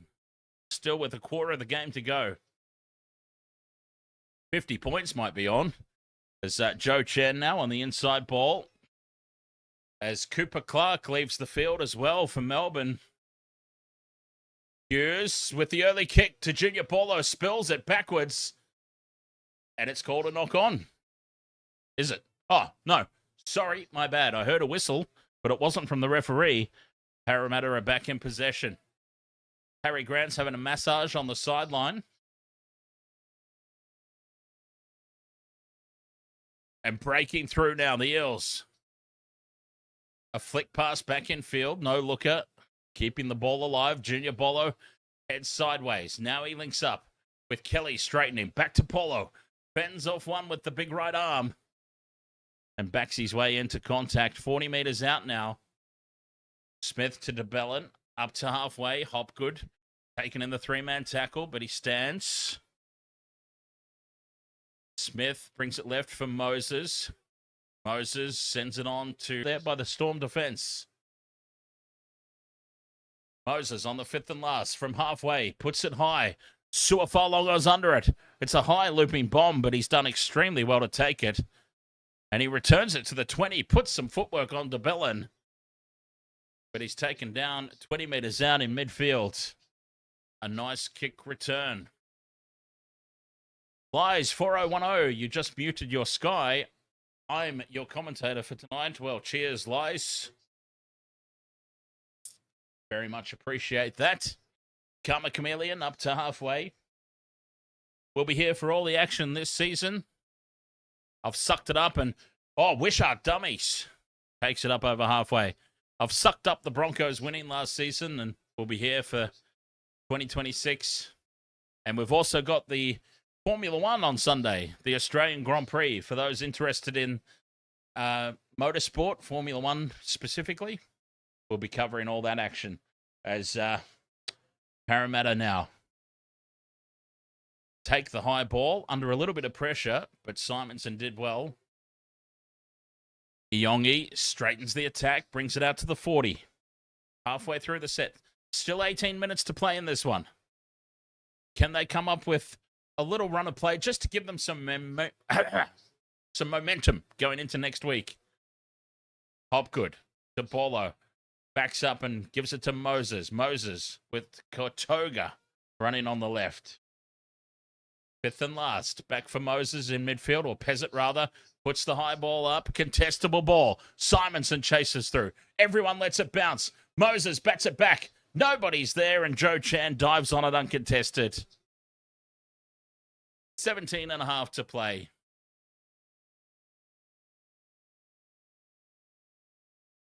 Disappointing there. Parramatta again, just a lack of enthusiasm. Nick Meaney bursts straight through, straight up the middle, up over halfway, one to beat. He turns Yongi inside out, but Yongi comes back at him and brings him to ground, 25 out from the line. Storm score if they get a quick play of the ball.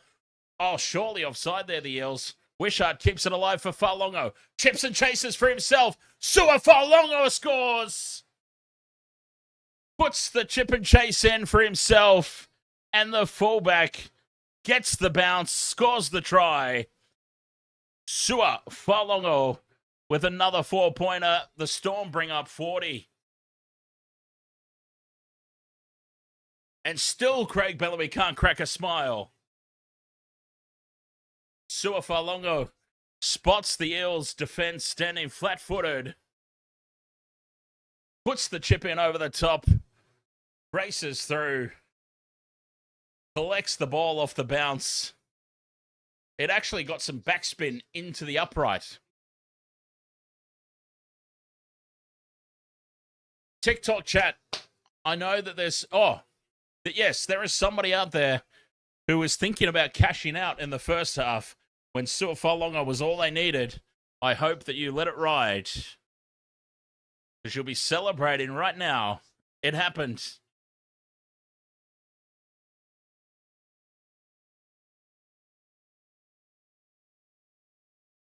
Boy, oh boy.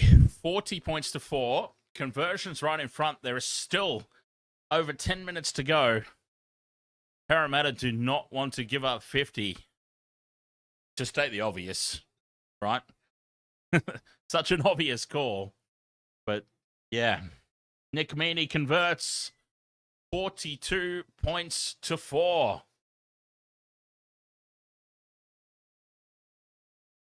Waste of World of Sports. We will be back tomorrow for the doubleheader. NRL Panthers versus the Broncos. What a game that's going to be. And we'll also be covering the Australian Formula One Grand Prix.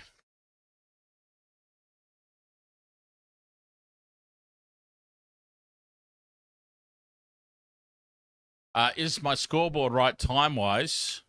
Roughly, yeah. There's been a couple of timeouts there that I've missed I think there's actually like 15 minutes to go.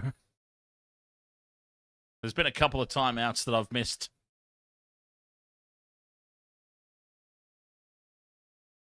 Hughes takes the kickoff, gives it to King. Oh, breaking news. Okay. As breaking away as Ativalu steps outside Yongi, puts the fend on it. He's taken down from behind by Simonson. Melbourne are running riot now. Penalty to the Storm and 10 in the bin as tempers flare.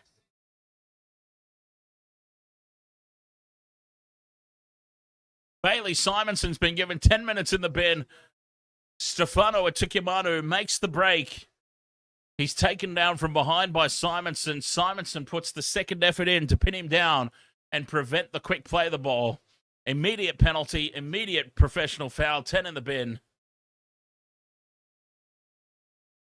And Parramatta have completely given up here. It's sad to see. They have absolutely given up the ghost. 42 points to 4. 14 and a half minutes to play. Their second man in the bin. Melbourne put it into touch. The Red Knight, ahoy mate. Parramatta need their reserves team. Didn't they win the preseason?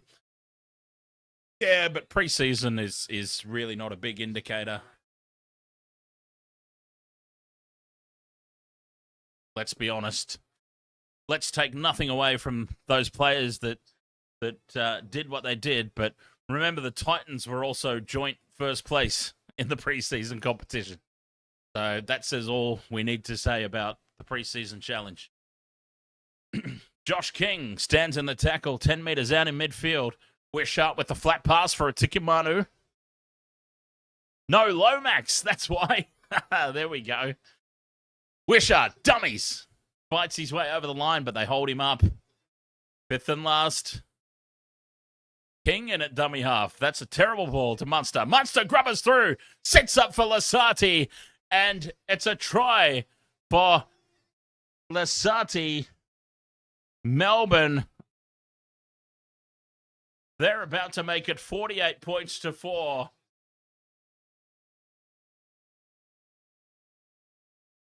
Cameron Munster with the try assist, the little grubber kick through. Lisati scores. Well, this is just horribly poor for Parramatta. Westley Town 06. Ahoy there, mate. Welcome along. Over there on the TikTok. Nice to be back on the TikTok. We took season 2025 off TikTok because we got to the point where we weren't allowed to even say anything over there on the TikTok without getting suspended.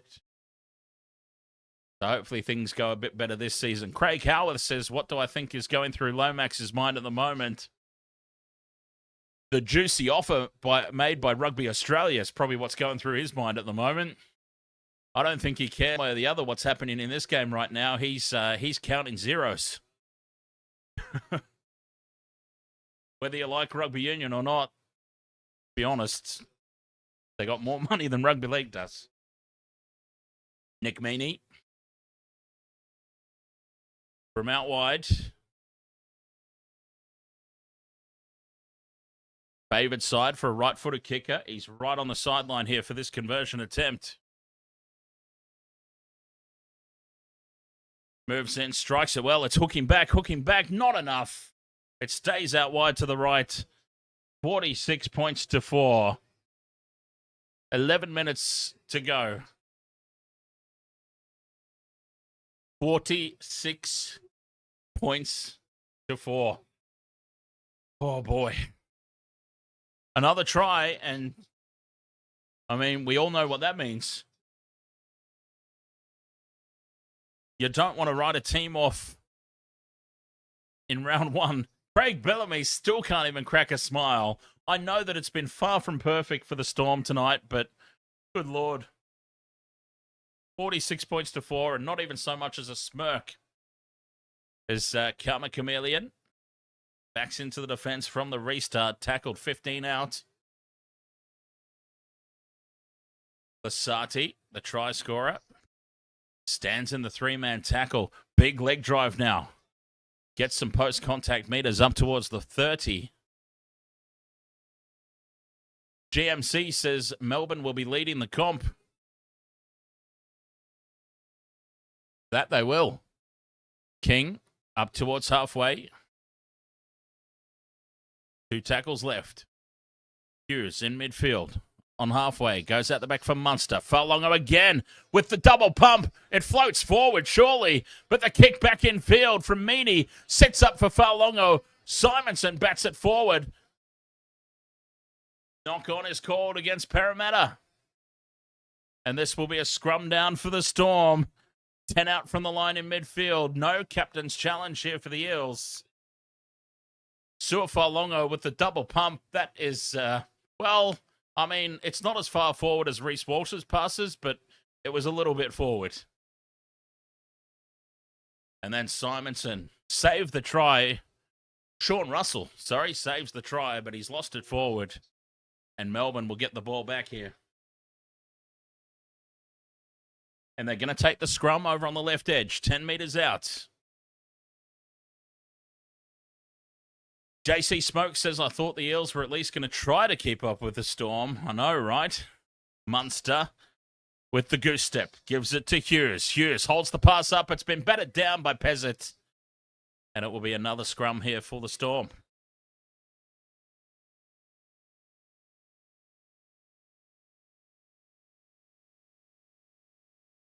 Oh, Jason Riles looks like he's just questioning life right now, the poor fella. Heart Ticker says, after today's performance, Eels bottom 8. Oh, man. Yeah. You know what, Heart Ticker, I'd been talking all preseason, and I'd been talking all Vegas, and I'd been talking pre-game tonight about the Eels being a little bit of a smoky. Boy, do I feel ridiculous right about now as Munster held up in the tackle. 20 metres out in midfield. Wishart to Moali. Davey Moali straightens the attack. 10 metres out from the line, right in front of the posts. Wishart sends it left. Hughes, inside ball. Karma Chameleon. Halfway through the set. Wishart goes out the back for Munster. Munster's got a 4-on-2 left, and Moses Leo slips. They get a set restart, though. Munster. Short ball for King. King, late offload, back for Munster. Puts the fend on Big Junior. Dances off the right boot. And Riley Smith comes back at him and brings him down. 10 metres out from the line. 8 minutes to go. Karma Chameleon. From a standing start. 5 metres out. Wishart goes left for Hughes. Hughes takes the line on. Holds the pass up for King. And it's been spilt and collected by Mitchell Moses. Mitchell Moses is taken in a second effort, and that's a penalty for the Eels.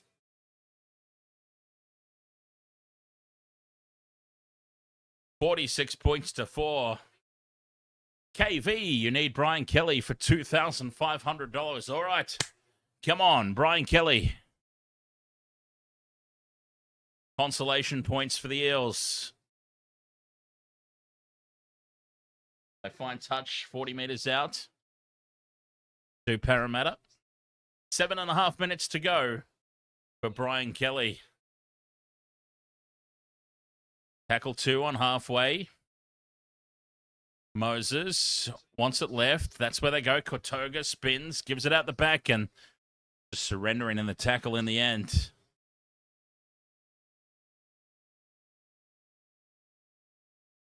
Junior Paulo, 30 out. 5th and last. 7 minutes to go. Pezzett goes out the back, tapped on nicely to Simonson, or Sean Russell rather, who steps back in field. And from a standing start, he was an easy target in the end. 5th and last. Crossfield kick here from Pezzett. Contestable ball. Well taken by Nick Meaney, racing across from the left. He's tackled just a metre out from the try line. Straight up the middle now goes Leo. And Preston Con, NRL debut. Another one of the debutants for the Melbourne Storm, Preston Con.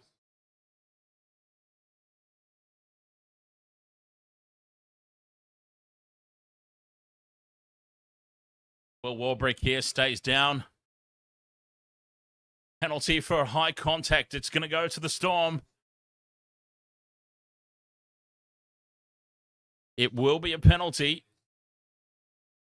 For what? I don't know exactly based on that replay.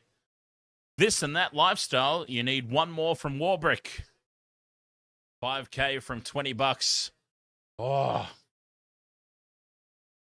I've already started cheering on somebody for, who have we got? Brian Kelly.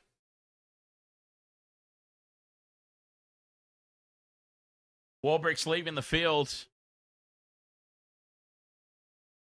KV had Sua, Lisati, Grant, Will, and Kelly. Yeah, that's a hell of a goal. I had Warbrick, Moses Leo, and Jack Williams. Who's my man of the match? Says Heart Ticker. Jerome Hughes. I mean, you could go for pretty much any of the Melbourne Storm forwards, but Hughes has been immense, and he's created space down the right again here, Jerome Hughes. As away goes Joe Chan, and he's dragged down by the collar. Try-saving effort from Jonah Pezzett.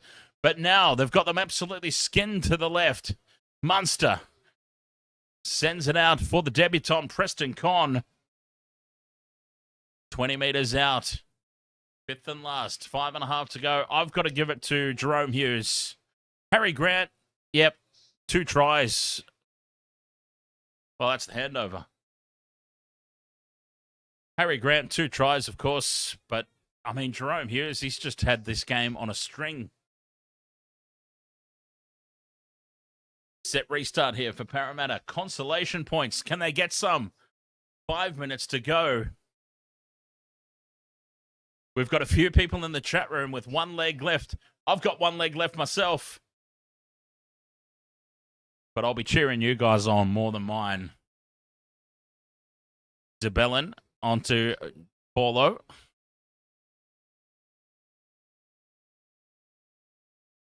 It's a fair argument. The way that Cary Grant's been controlling the ruck has allowed Jerome Hughes to have the type of control that he's had. I can go along with that argument 100%.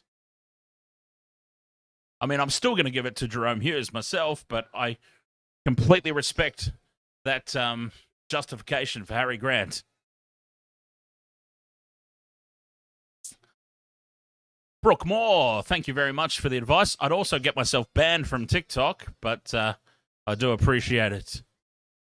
KV says Grant just toying with the guys around the ruck. DJ Shaq, ahoy, mate. Nice to see you again for season 2026. Melbourne back in possession. 3 minutes 40 to go.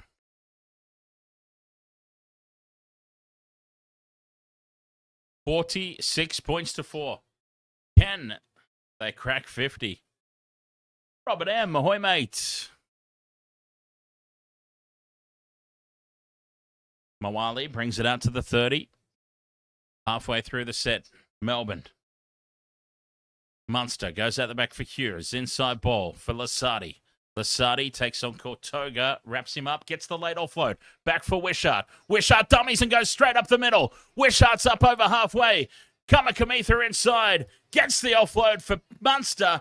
Munster, loose pass out the back for Falongo. And Sua Fa'alogo gets a double. 50 is on the scoreboard. Sua Fa'alogo gets a double. They'll have a little bit to look at here. But Tyron Wishart makes the break, takes them up over halfway. As it stands at the moment, 50 is up.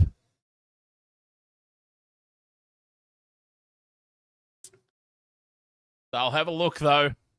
They'll have a long, hard look at this. The Eels, at the moment, though, as it stands, have had 50 put on them. Tyron Wishart breaks straight up the middle, draws in the fullback, puts Kamikamitha in space. Munster with the late offload back to Falongo, and nobody in front of him.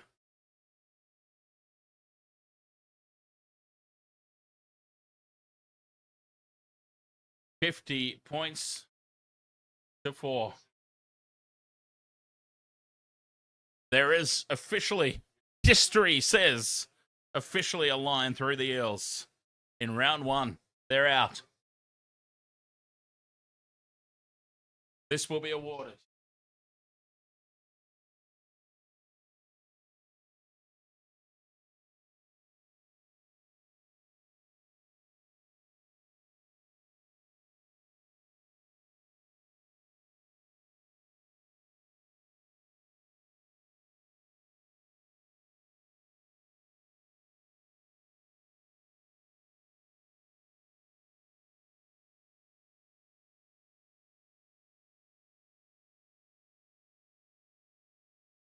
$50 points to 4.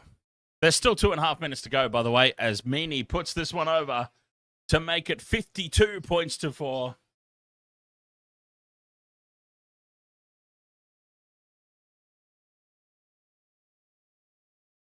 No, GJ Shack, but we're saying that, as the old saying goes, once you've had 50 put on you, you can't win the premiership. So whether or not anybody genuinely thought they were a chance or not is irrelevant. It's that old adage, the old saying. We have to say it, don't we?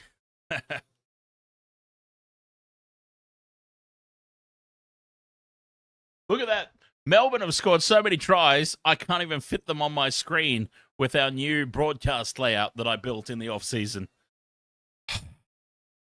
And of course it's Melbourne that has to go and screw up my broadcast setup, isn't it? God bless them. Back underway. 2 minutes to go, even though my match clock has finished. There's still 2 minutes to go in this one, so there's still a chance of some more misery being piled on the Storm here. Karma Chameleon up the middle. Takes tackle 4. 40 metres out, their own side of halfway here. The Storm King out the back for Hughes. Flat pass for Lisati. Lisati's been immense tonight. Plays it on halfway. Wishart down the short side. Hughes to Howarth. Howarth bends the line. And he's taken down 5th and last, 40 metres out. Hughes puts the ball high. Contestable kick. Leo chases through, puts pressure on. But it's well taken at the back by the Eels.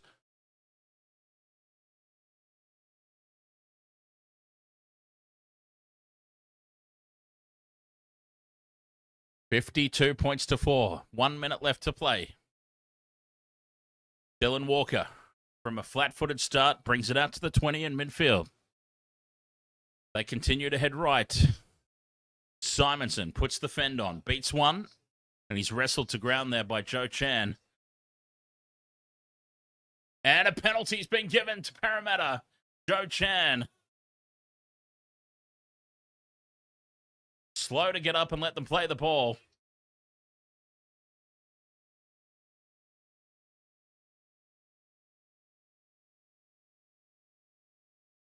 Robert M says, what game will be game of the round, do you think? For me, it'll be Broncos, Panthers, or Dolphins, Bunnies. Do we count, as Parramatta find touch on halfway, do we count Vegas? If we count Vegas, I think we've already seen game of the round. Maybe not game of the round in terms of quality of play for the entire 80 minutes, but game of the round for most excitement.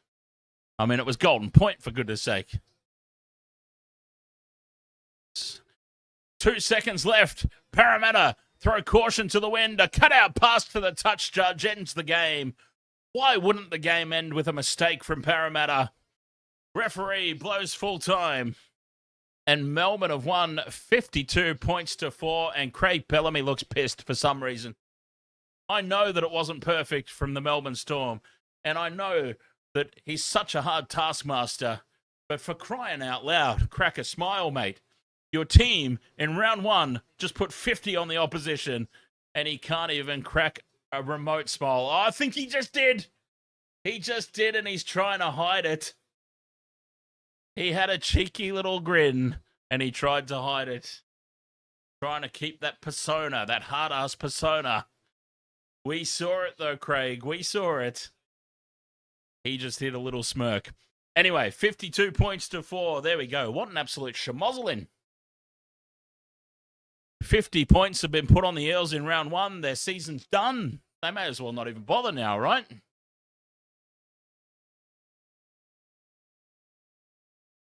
Michelle says, count it. It was a ripper, talking about the Vegas game. Yeah, I think if we're including the Vegas as part of round 1, then yeah, you gotta count it. Mr. Ed's dead. Ahoy, mate. Prayers and peace for all. Ahoy, Dan, says Mr. Ed's. Peace is something the world needs right now, isn't it? Cheers, mate. Ryder says, sent Yongi off for his HIA because use of the shoulder to the head contact, but then say there was no head high. That was an interesting moment. There are a couple of things to point to. Let's be honest. Whichever team you go for, there were a couple of moments in that match to point to. Now, obviously, 52 points to 4, you look at that scoreline and you go, well, would it have made any difference anyway?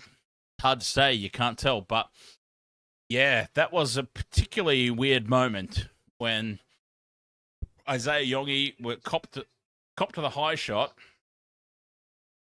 was sent off, well, was actually called off for a HIA by the independent doctor. It was reviewed in the bunker and nothing was done about it. But, yeah. That was one of the more interesting ones. For sure. Run Fox forever. Appreciate the commentary. Cheers. No worries. Run Fox forever. Thanks for joining us, mate. Cheers. No, exactly. DJ Shaq. 50-50 calls. Don't even come remotely close to saving Parramatta. I mean, at halftime, it was already at the point where it was a hard comeback. 18 points to 4. Questionable decisions happen all the time. That doesn't what's the word? That doesn't justify them per se, but Lies 4010 says after the Vegas reffing hasn't made a difference in this game. I don't think so. I think look, I'll be extremely blunt here. And I'm sure a lot of us have, right? Raise your hands in the chat room if you are this way. I have been complaining about refereeing in the NRL for about 70 years. And I'm not even close to 70 years old. So I don't know how that works, but I think we've all been complaining about the referees since forever, haven't we? Let's be honest. Robert M says, Dan, my question is, when the Medicab was called, why didn't it keep on going out? Instead, it turned around. Well, they sent it away, basically. So the trainers were out with the player. He was flat out, man. Like, we all saw that happen, and he was in La La Land. So it would have come out at some point, once you clear a neck injury, a serious neck injury, once you clear that and you can move the player, the Medicab would come out by default, essentially. So enough time had passed. This is enough of a delay in the game. We've cleared serious neck injury. He's still flat out on the deck. Bring the Medicab out. That would have just been the call by the independent doctor or whoever it is that makes that call. The officials that make that call would have made that call and sent it out. Yep. Okay. And once it came out, they turned it around because he was okay to get back up on his feet with assistance. He probably would have helped him making that call himself. Said, no, don't need it. I'm going to walk off. They got him back on his feet. So that's why it turned straight around. I mean, I wasn't there. I don't know. I'm just speculating on my knowledge of how the process works. I obviously wasn't there, so I don't know 100% for certain. I can't claim it as fact. That's just probably likely what happened. DJ Shack said, I think all fans of rugby league, myself included, have complained about referees at some point in our lives. Yes. Or quite frankly, any sport for that matter. Yes. What is it that they say? That old saying, death, taxes, complaining about match officials. The only things that are certain in life. Robert M says, we need to bring back the video ref and drop the bunker. I think if we've got all this technology available to us and we still can't get it right, that's what bothers me. Like, the fact that there are still mistakes made. Yes, mistakes will happen. I make mistakes in my job all the time. I get players' names wrong, even though I've got the team sheet right in front of me. Mistakes happen. It's human nature. We will screw up from time to time. But we've got this technology that's supposed to assist us. I mean, honestly, if the use of the technology combined with human can't get it right, then why not just go back to the days when we had nothing and referees just had to make calls on the fly like they used to do? DJ Shack says death, taxes, and complaining about match officials. Why is that saying not on a t-shirt? Maybe it will be. Maybe it will be after this stream. Jake Ponchy, ahoy, mate. How are you? Oh, what's that username over there? Nuglavoy. Nuglove. Nuglove, lol. There you go. Broncos or Panthers? Panthers by about 24. I want to be controversial.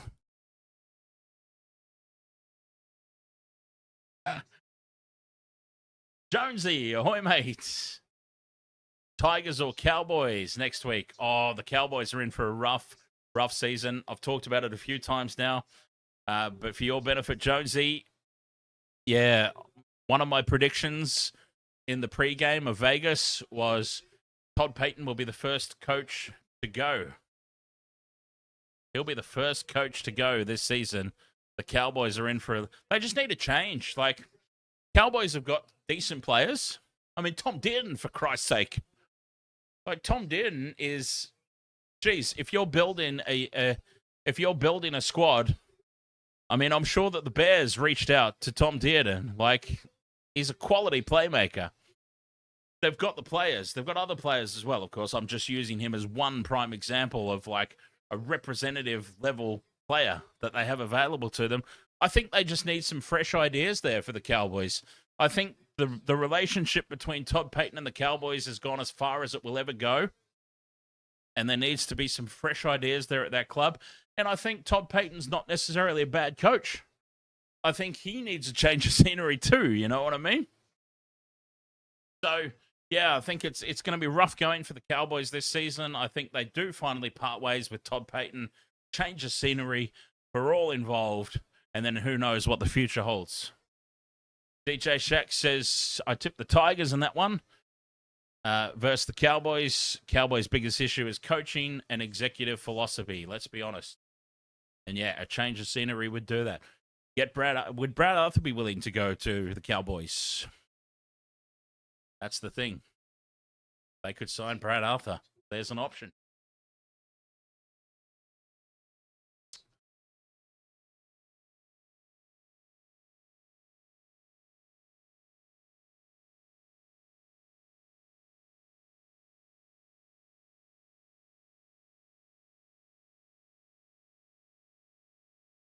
Jonesy, you had this game as a close game? Me too, mate. Me too. Razor. Ahoy, mate. Hey, Razor, are you going to be joining us for the Formula One on Sunday? Huh? Razor and Jamie coming around to Wasted Water Sports HQ, catch some Formula One, have a few beers. Nice one. Yeah.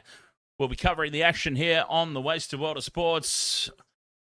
The Australian Formula One Grand Prix new season, new set of regulations, brand new start.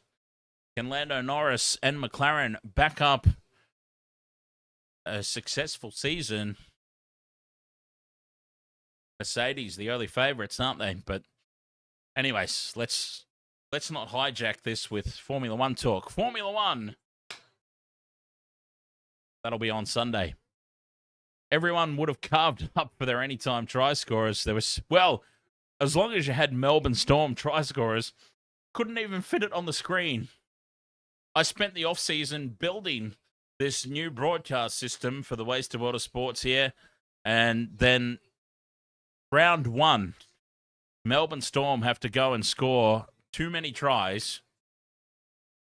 Unbelievable, seriously. They had to put so many tries on that they go off the screen. I don't know what I'm going to do about that, honestly, because, I mean, if a team scores that many points, all I can really do is make... Sorry, and I do apologize for turning this into a creative meeting live in front of everybody, but yeah, I mean, the only thing I can think is if it makes a certain amount of try scorers, that it pushes the logos smaller. That's all I can think of. But anyways, yeah, I spent the off-season building this new broadcast platform that we've got here, so I hope everyone's been enjoying it.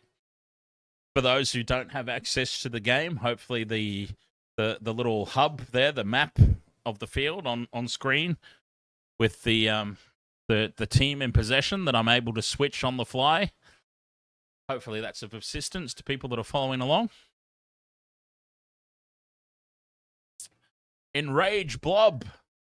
Anyone knows what happened to Stefano? My cash out was 9 times on my 10 times bet. What happened to Stefano? I don't think anything happened to him.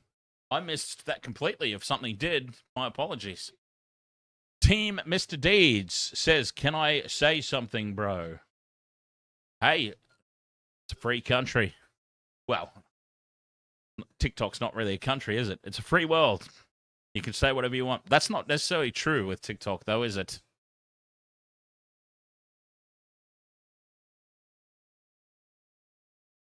Parramatta to get the wooden spoon. Oh. Yeah, that's a big call. Look, I think ultimately Parramatta will be all right. That was a particularly disastrous effort. Yeah, look, I rate Jason Riles as a coach. This Jonah Pezzett, Mitchell Moses halves combination is going to take some time to click, but it was well beyond that, wasn't it? It was well beyond that tonight. I thought it was going to be a lot closer. I actually predicted Parramatta as my smoky, not only for the 8, but a potential smoky to challenge for the top 4 later in the season. But, oh, Jesus, that was bad. That was so bad tonight. 61% completion rate at halftime. Unbelievable. Horrible. Built different. AU says, "What's the matter, Parramatta?" I'll tell you what's the matter with Parramatta. That disastrous performance. That's what's the matter. That was awful. Awful. Truly awful. Heel Fry says, "You know what it is, Dan?" You're going to tell me? Team Mr. Deeds, game on. My team versus team. My team versus team tomorrow night. Carl says the kid who debuted for the Storm is a gun, though. Couple of debutants for the Storm tonight. Preston Conn and Cooper Clark. Heel Fry says it's going to take a while for Moses Pez to click. Then as soon as they click, Pezzett's gone to the Broncos. Yeah, Pezzett is just keeping the seat warm here at Parramatta. That's for sure. Part of me is like, why would you pick somebody up just for one season? Like, but at the yeah, it is Heel Fries, a weird signing. You pick somebody up just for one season, you know for a fact that person's leaving. Yeah, just keeping the seat. All I can think, heel fries, and I apologize that I'm not across the Parramatta juniors. All I can think is they know that they've got somebody coming through the ranks, and all they needed was a placeholder for this season. That's all I can think of. Okay, Jonah Pezzet's available. We know that he's leaving, but he'll be a nice stopgap because we've got somebody coming through. Let's just get through this season and get him into the spot.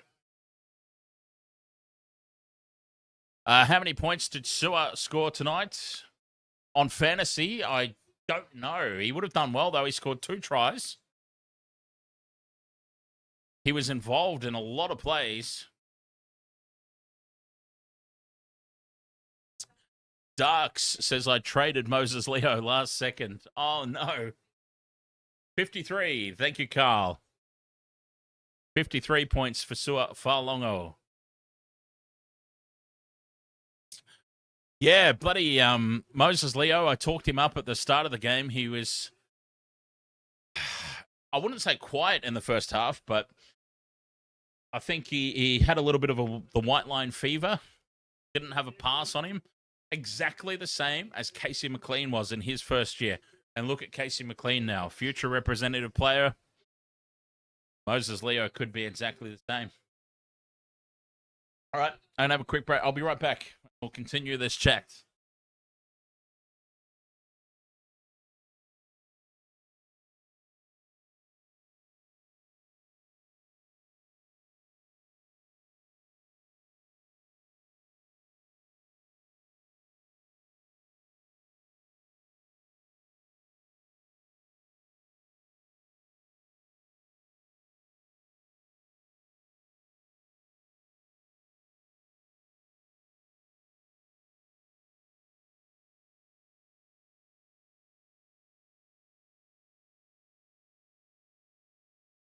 Oh, feel the funk. Laughing at Parramatta. Can't be laughing. We got to have respect for all teams. Heel Fry says we got some kid Lorenzo, but he's just making reserve grade now. Yeah, see, I don't know. Like I said, I don't know the Parramatta juniors coming through. It's a weird thing. Like, yeah, I wouldn't have done it.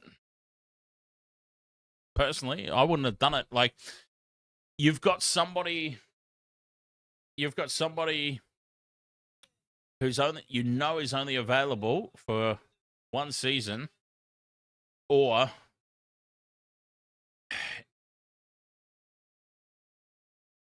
just take the punt on a junior right now. Edmund Kudunga. Just like the Bronx put on a cricket score on the mighty Chooks in round 1 last year. But they made it to top 8. Oh, yeah, look, I don't think that Parramatta supporters should... Obviously, they'll be disappointed tonight. Obviously. But, yeah, I mean, it's a long season. Heel Fry says, I'll personally ship Brian Kelly back to the Titans and add Hopgood on top of that, complimentary. History says it's season over indeed, Joe. Yes, 50. Whew. And of course, I've been talking about Melbourne Storm. Too many try scorers. I couldn't even fit them on my list. Sebastian Main says ref was on Storm.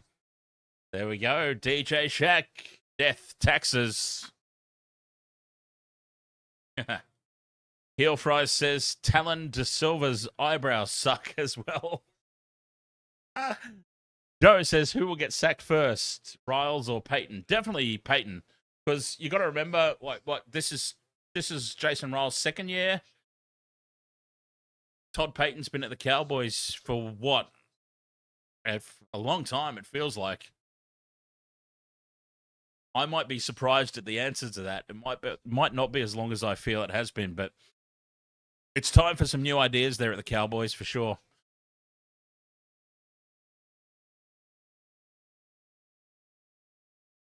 Yeah, exactly. Heel fries. Riles is still a rookie coach. Ming's got to go. Change the scenery for all involved. Cowboys and Toddy Payton, Ming the Merciless. They all need a change of scenery. Some fresh ideas. We were talking about it just before, right? They've got the players, the Cowboys. They've got the players coming through. They've got the players there already, really, to be more competitive than they actually are, but they just need some fresh ideas. Funny how they're happy to sack Brad Arthur, but carry on about Lomax. Yeah, I'm you know what? I'm sick of hearing about Zach Lomax.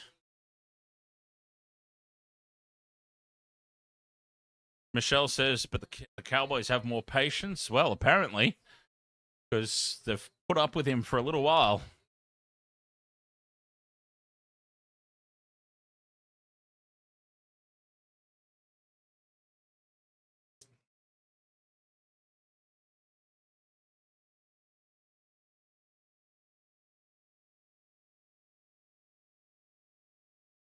Yeah, that's okay.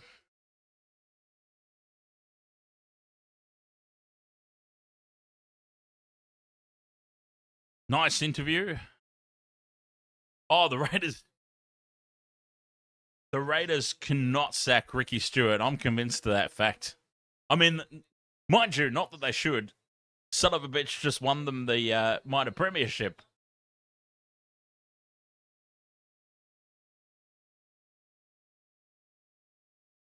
I feel like they might miss the 8, though, this season.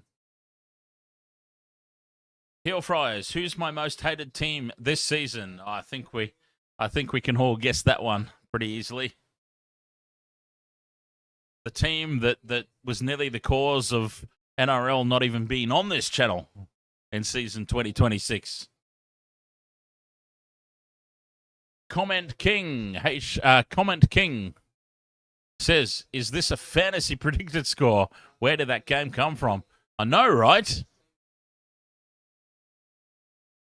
What a shock. I mean, I predicted that the Storm would win comfortably in the end after a tough game. I didn't realize, 52-4. Didn't see that coming at all.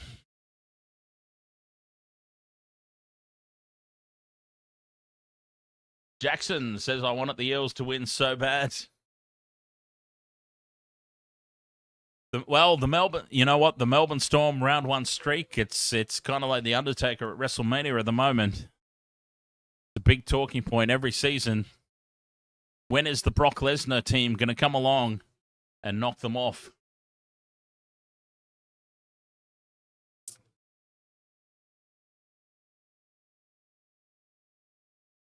Harry Dazzle. Para played bad, but Melbourne run the NRL. I think the Broncos have a thing or two to say about that. Considering that the Broncos are 70% owned by the major broadcaster, they might have a conversation or two about that one, my friends.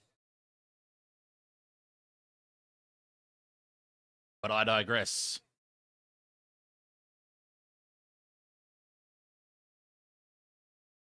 Exactly. Lachlan Smith, I was going to say, I think Broncos run the NRL. Well, in fairness, the Broncos are owned by News Corp, the same News Corp that owns Fox that gives billions of dollars to the NRL every season. I mean, business is business, right?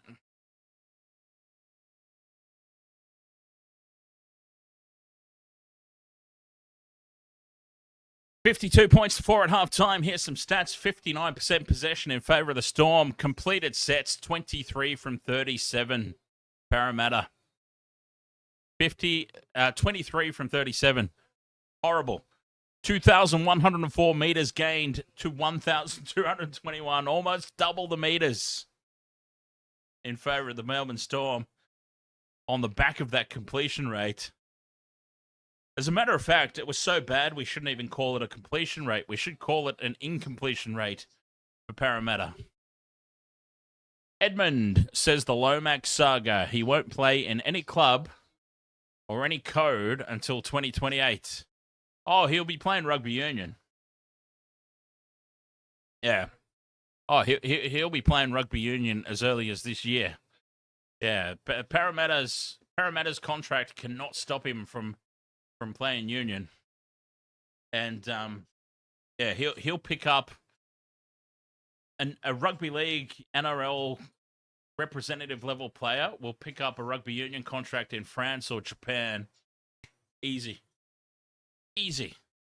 I mean, there are former reserve grade players from the NRL that are making like six figures in club rugby in France or Japan. So, yeah, Lomax will be playing somewhere.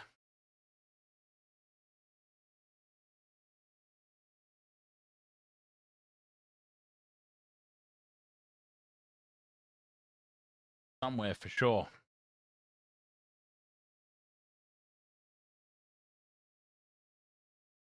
Ollie Furness, yes, the game is done. I mean, the game was done as a contest at half time, wasn't it? Let's be honest. It was only 18 points to 4, but 61% completion rate for Parramatta at the break. Let's look at that stat now. Fair. 9 tries to 1. Oh, God. Wow, that's that's rough. All right, so the game ended with 59% possession to the Storm, as we said. But look, they barely got any better in the second half. Melbourne improved. Remember, Melbourne was 78% completion rate at the halftime break. 85%. They finished. Parramatta was 61% completion rate at halftime. They finished the game at 62% completion rate. They didn't improve in the second half. I mean, they obviously needed to. That doesn't even need to be said. They needed to improve on their first half performance. It's clear that they didn't. They went up 1%.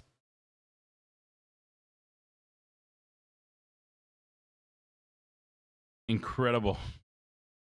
Like, incredibly bad. Incredibly bad.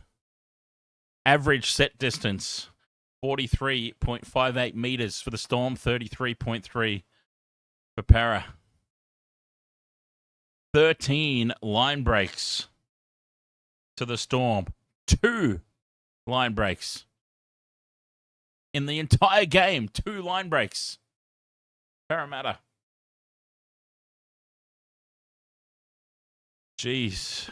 I mean, there are some horrendous stats in here. 46 missed tackles. 17 errors. Oh, stop. It's over.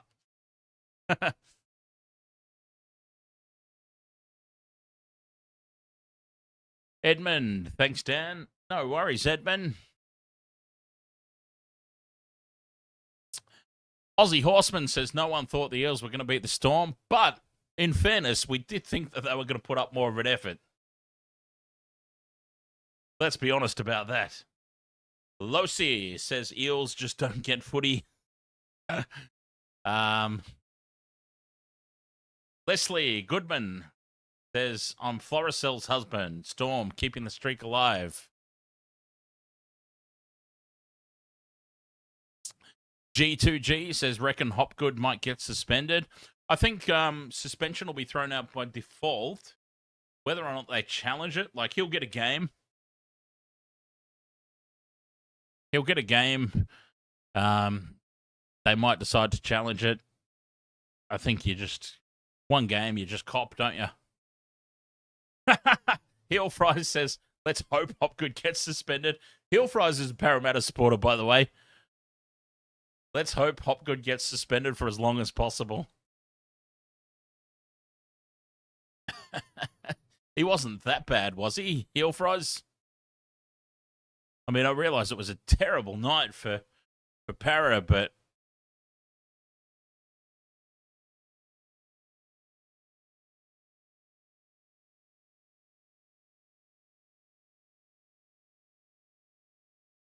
Oh, I was scratching my head at some of the forward passes. Yeah. I called it at one point in the first half. I'm like, the referee or the touchy, whoever was making the calls, was all over the Eels in that first half for forward passes. But then some of the ones that were clearly forward weren't called. Craziness. Ava says, what was the second sin bin for? So the second sin bin, honestly, that was clear cut. I mean, that was plain as day. Melbourne had made a break up field. It was Bailey Simonson, wasn't it? Forgive me for my brain being a little slow. It was Simonson who made the tackle, and then the Melbourne player got up to play the ball. Simonson made a second effort because a quick play of the ball, guaranteed try for Melbourne. So it was a professional foul, 10 in the bin every day of the week. So that was the second sin binning.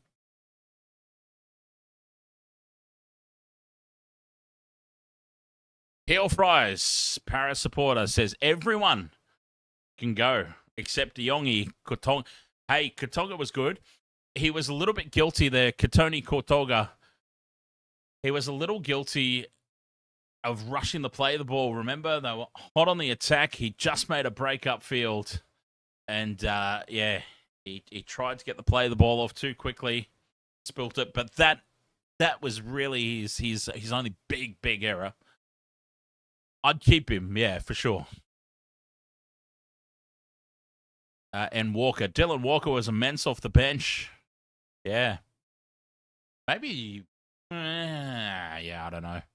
I mean, maybe since Peasant's only here for 1 year, like,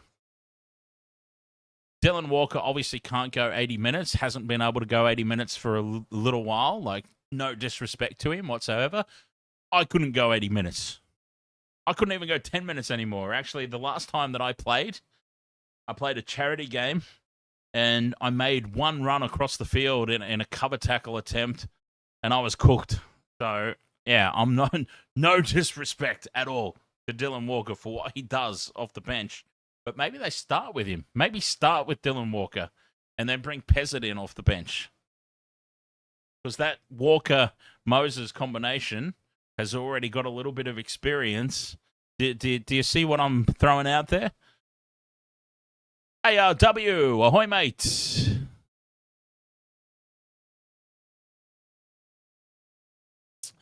Welcome back for another season of Rugby League. Thank you very much, ARW. Yeah, it's nice to be back. Nice to be back streaming. I've missed the socializing, the interaction. Andrew Don is good.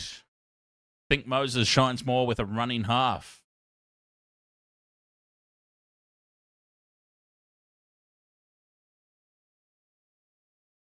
Edmund says, I think Dylan Brown will really take the Knights to the next level. He's wearing number 7. Yes, he is.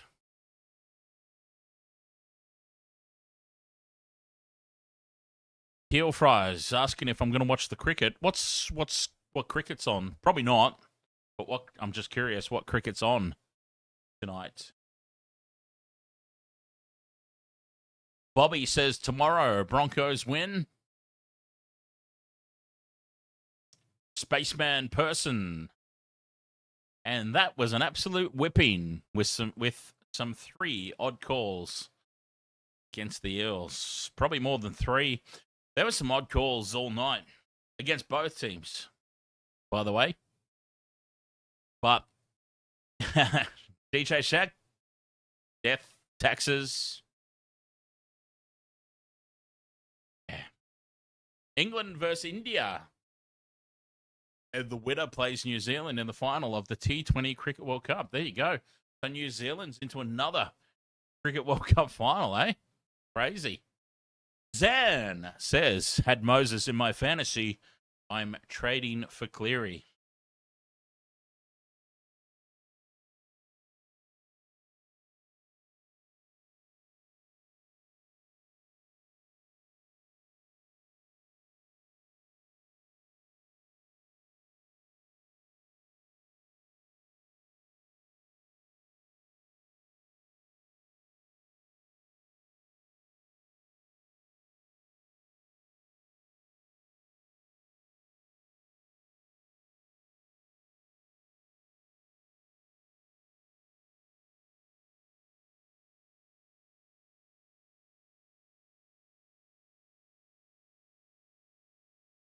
Hayden says, tipped the Eels thinking they're going to be good this year. Oh, no. Hey, speaking of tipping, Wasted Water Sports tipping contest is alive for another season. So we do the tipping contest through the NRL website. So tipping.nrl.com.au or tipping.nrl.com. Actually, there's no .au. That surprised me even. So, yes, we do have a tipping contest going on there. The PIN number to join is... Well, I'll copy the link to the YouTube chat. I know I can do that. So if you're already joined up on the NRL official website for tipping, you can automatically join our competition and all your points get carried into ours. So it's not like you're going to start from behind. That makes sense. For those on TikTok, because I can't share links. Oh, wow. Okay, yeah.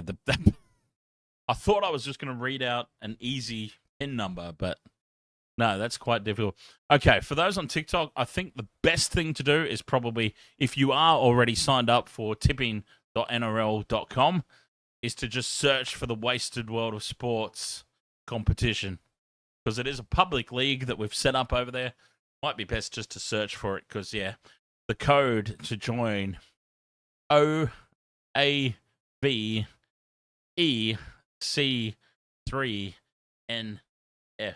So, yeah, it was a little bit more complicated than I first bloody thought.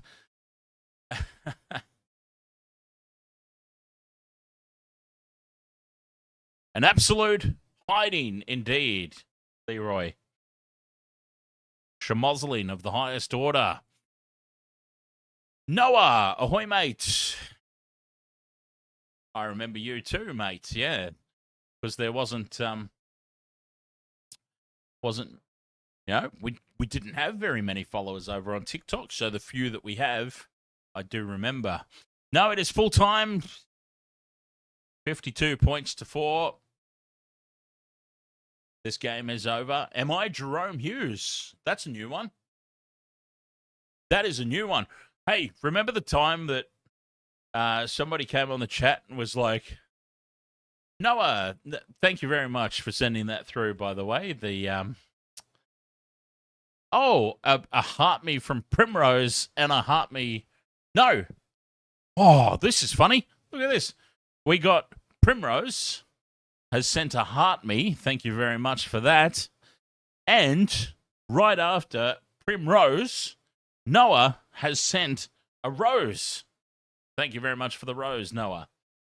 So yes, cheers over there on TikTok. Now, what was I on about?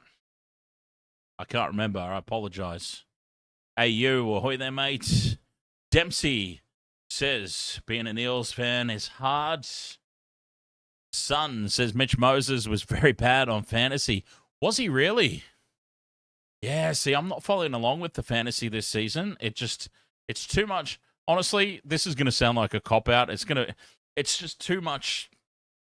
That's what I was talking about. Sorry. Thank you. Michelle's just reminded me. That's what I was talking about. Okay, so someone in the chat room just asked if I'm Jerome Hughes. Now, Jerome Hughes has no beard, by the way. I'd just like to point that out. But does anyone remember the time that somebody came into the chat and was like, bro, why do you look so much like Aaron Woods? I remember that time.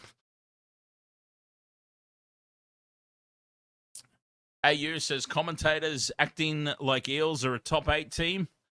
I think they'll still be okay. Like, they've obviously got a lot to work on. It's one round into the competition. They could still put a run on. Yeah, user 198272176782829222922911 says, hey, bro, new here. Are you Aaron Woods? Cheeky bugger. I love it. I'll drink to that.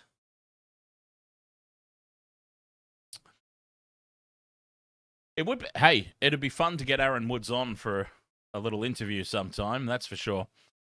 Dan and Aaron Woods, one-on-one chit-chat. Aaron Woods did, of course, used to play for my team. He played for a lot of teams. Actually, I think probably every supporter of NRL can probably say that Aaron Woods has played for their team.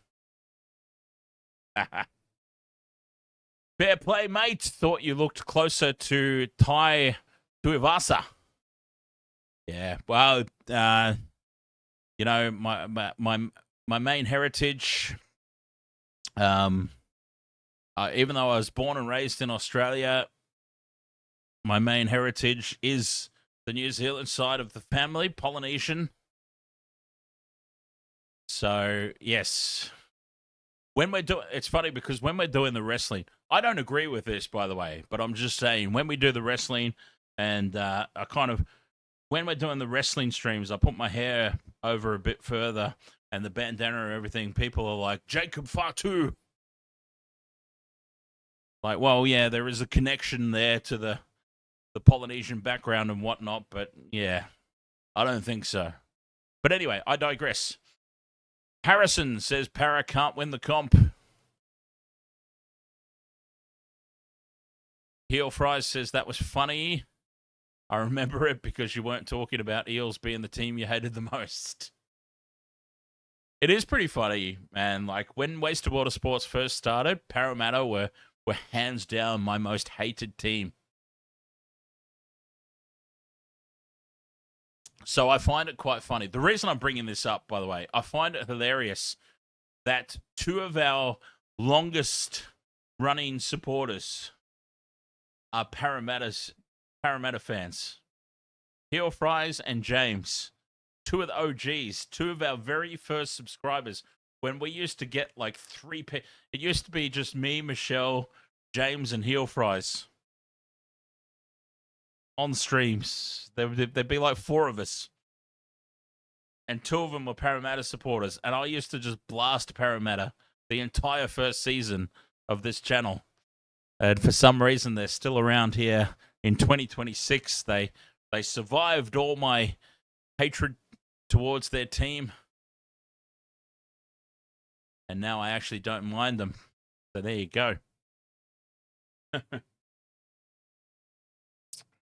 Phoenix. No team's ever been beaten by 50 in the actual premiership and won the comp. Yep. That is, of course, a stat. You know what? Somebody's going to break that at some stage. Someone will break that at some point. Streaks are meant for breaking, after all. Will happen at some stage. Got to think.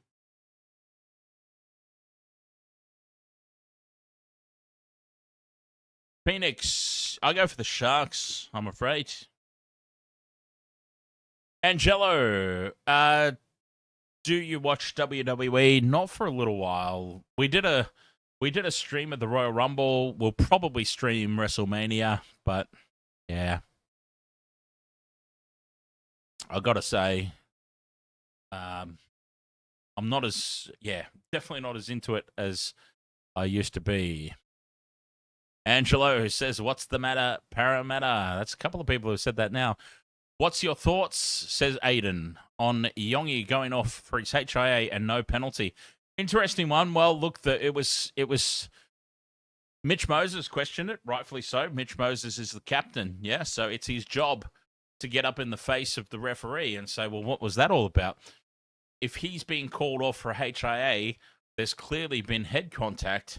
Therefore, why wasn't it a penalty? And what the referee had said to him was, it's two completely different bunkers. I got to say, I didn't know that. I was not aware of that. Well, I knew that there was an independent doctor that called HIAs, but yeah, two different rulings. I thought they were pretty much joined at the hip. So an independent doctor can call somebody off for HIA, but it gets reviewed to the actual bunker and they clear all contact.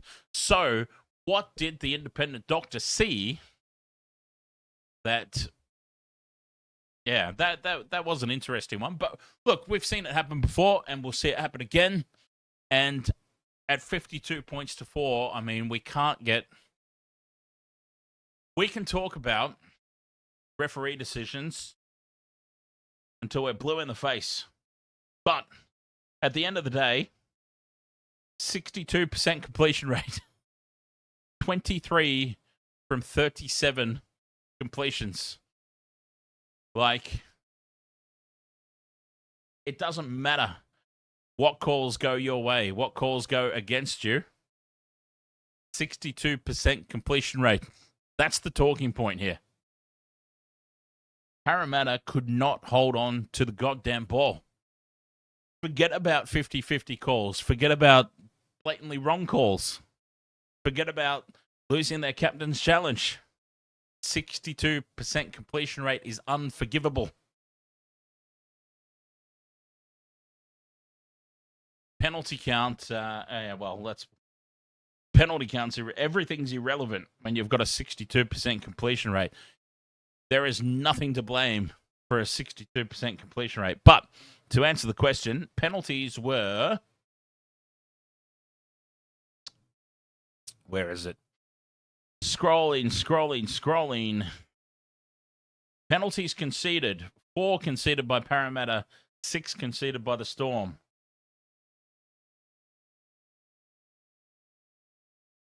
% completion rate.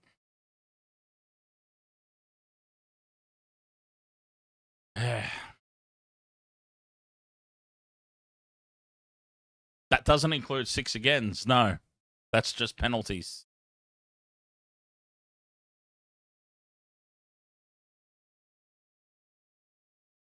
Don't know if the NRL gives you 6 agains. Ruck infringements. Does that basically count as 6 agains? 8 against the Eels, 5 against the Storm. Inside 10 meters, once against the Eels. Yeah, see, the NRL website doesn't really make it easy to see 6 agains. They separate it into different things, being cheeky.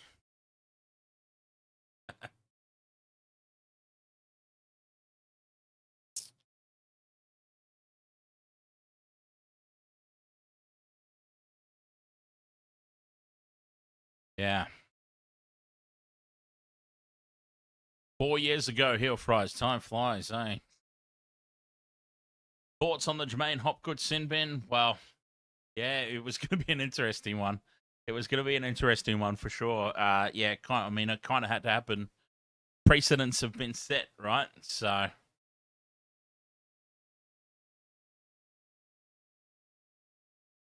it's been... The onus has been on the defender to lower the contact. Yeah, I mean, hey, look, I'm not saying I agree with it. Oh, Primrose has sent a go popular arrow up to the sky. Bobby says another year with inconsistency in the bunker. The Brian Kelly knock-on had me baffled, says Nathaniel. Yeah, there were some interesting calls. Hey, look, I'm not questioning for 1 second that there were some bizarre calls, but like 52 points to 4, 62% completion rate. We can bring all of this stuff up. You know what I mean? Like, the buck stops with you when you've got a 62% completion rate. Like, these bad calls are not contributing to that completion rate, except for maybe that knock-on call. That would have added to it. But I'm just saying, at the end of the day, the world can be against you, but if you hold on to the footy, you keep yourself in the ball game. 62%. You know what I mean? Unforgivable.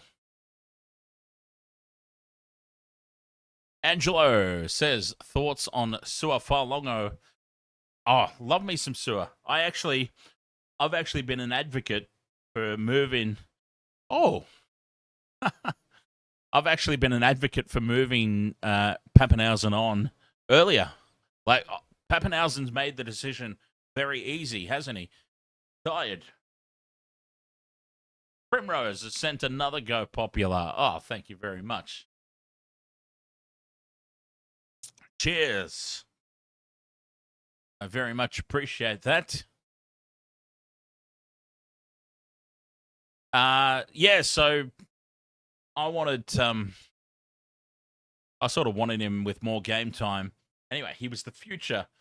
Papenhuyzen was starting to wind down. Oh, and another Go Popular. Thank you very much. Primrose. Justin Leo, who did I have for tries? Will Warbrick, Moses Leo, and unfortunately, my third leg there was a Parramatta player, Jack Williams. I got it horribly wrong. I talked in the pregame about how I felt like Parramatta might have had a slight edge up front. Therefore, I just had visualizations in my mind of Jack Williams running an inside line. He used to play for the Sharks, right? Jack Williams, former Sharks player. I'm a Sharks supporter. I was having flashbacks of Jack Williams running that inside angle from out, the same one that Britton Nickera does now, off the hip of Nico Hines or Braden Trindle, taking that inside ball. Jack Williams doing the same there for Parramatta. No. But, yeah, Will Warbrick and Moses Leo, for me, were no-brainers.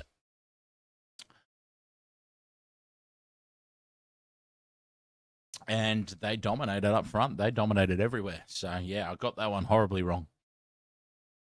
Heel Fry says the calls were horrific, but we didn't help ourselves. Well, there you go. I mean, that sums it up. Like I said, we can talk all day long about the calls. All you've got to look at is 62% completion rate. And there's what Parramatta will be working on over the next week. The Monday Muncher. You had Grant for 2, Falongo for 2, and a Yongi. Oh! Were you given a cash-out option at some point and you went, no, I'm going to let it ride? Para forced too many passes, says Anthony Stubbs. Yeah, absolutely. Absolutely they did. They were guilty of that so many times.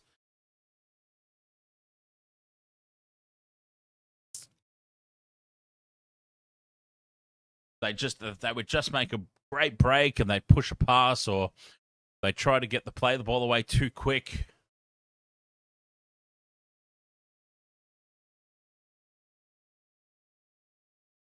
Yeah.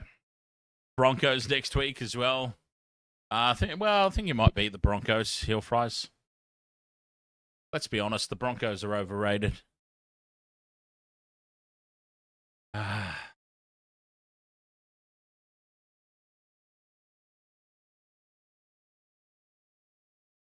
I just want to see a barrage of Broncos supporters now having a cry. Angelo says, thoughts on Bailey Simonson's sin bin? Oh, had to happen. Yeah. That was probably the most clear-cut 100% call of the night, to be honest. Clean line break by the Storm. Second effort by Simonson. Professional foul to slow the ball down. Automatic 10 in the bin. That for mine was probably the most obvious clear-cut call of the night. The Monday Muncher, they gave you a cash-out option after 2 for Grant and 1 for Falongo, but you thought you had it. Yeah, let it ride. Well, here's the thing. This is what I always say to people who have cash-out options. Somebody asked me in the first half, because all they needed for the second half was Sua Fa'alogo. And they were offered a cash-out for $40. And this is what I would say to everybody. Will that $40 make a world of difference to you right now? If the answer is yes, take the cash out. If $40 means nothing to you, let it ride. Because who cares? If $40 doesn't mean anything to you and the payout is that much greater, let it ride. And Sua Fa'alogo, of course, ended up with 2 tries. So Jonah Pezzett, says Angelo, will have to take some time to build combination, even though he's there for 1 year. And that's it. Yeah, we were just talking about that before, Angelo. Heel Fries and I were discussing that. Why did they bring him in for 1 season? Well, he's a great stopgap, is why. But look, I've got big raps on Jonah Pezzett. I think he's a great pickup for the Broncos too, of course. Obviously, one or both of Reynolds and Ben Hunt will be moving on in the next season or two. So Jonah Pezzett's a hell of a pickup. You would imagine that Adam Reynolds stays on in Brisbane in a coaching role. Adam Reynolds teaching Jonah Pezzett the ways. Anyways, the question was not about the Broncos. The question was about, I don't know. I wouldn't have done it personally. I don't understand why you bring if I'm bringing somebody in as a bit of a mercenary, let's describe it as that. If I'm bringing somebody in and I know that they're only there, guaranteed they're only there for 1 season, it's a bit of a mercenary role. I want a bit more output from them than what we got tonight. I want to know that combination is going to be a premiership threatening combination. What we saw tonight, yes, okay. We even talked about it in the pregame. It's going to take some time for it to click into gear. And the halves combination didn't have anything to do, really. Well, a little bit to do, but it didn't have anything to do with tonight's scoreline. They were just so woeful all over the park tonight, Parramatta, though. Like the halves, it doesn't matter who they have there. So, based on that one game, you're calling it a waste of time. But we can't base it on one game. We've got to look back on the season overall. We've got to give them some time. Whether you go for Parramatta or not, we've got to give them some time. This was obviously an atrocious performance.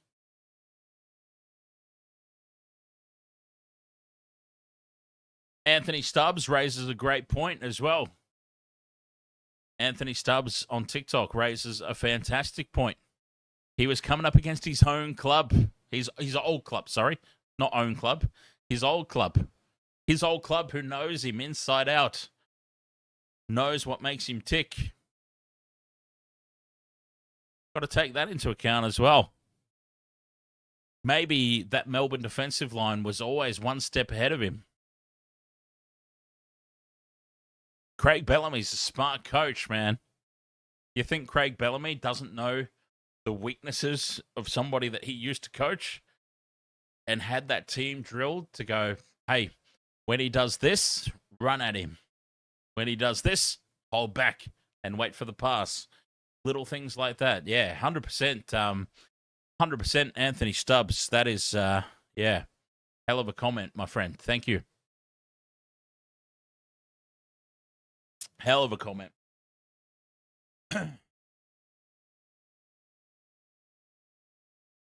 I'll catch you later, Michelle. Yeah. Cheers for hanging out with us tonight. Sorry.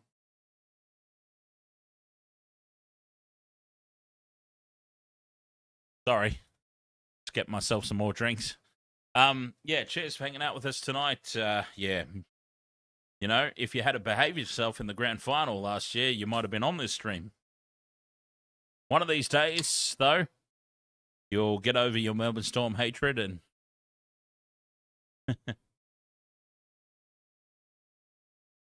Eli says, do you reckon the Bronx will be the win?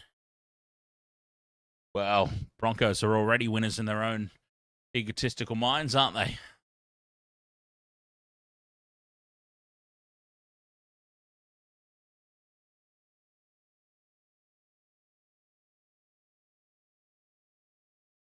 Heel Fries says, who you got for tomorrow's games?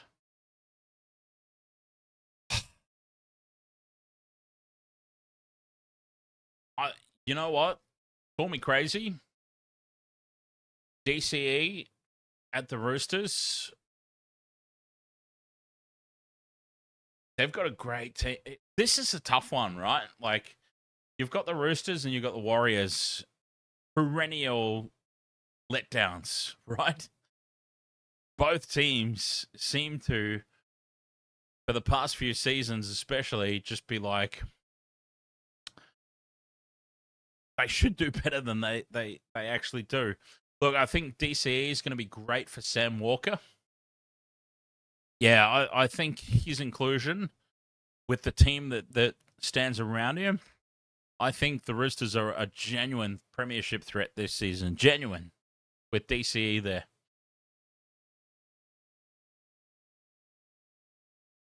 It just about, yeah, it's like, okay. Who runs the show? Is Cherry Evans there now to run the show, steer the ship, or is he there in a more mentoring role? That will be the key. Is that firmly established?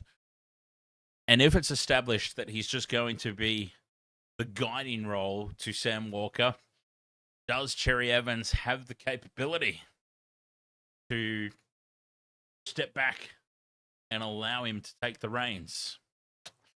Interesting. I have a quick break. We'll be right back. I love this conversation, though. I love that topic, and I want to talk about it.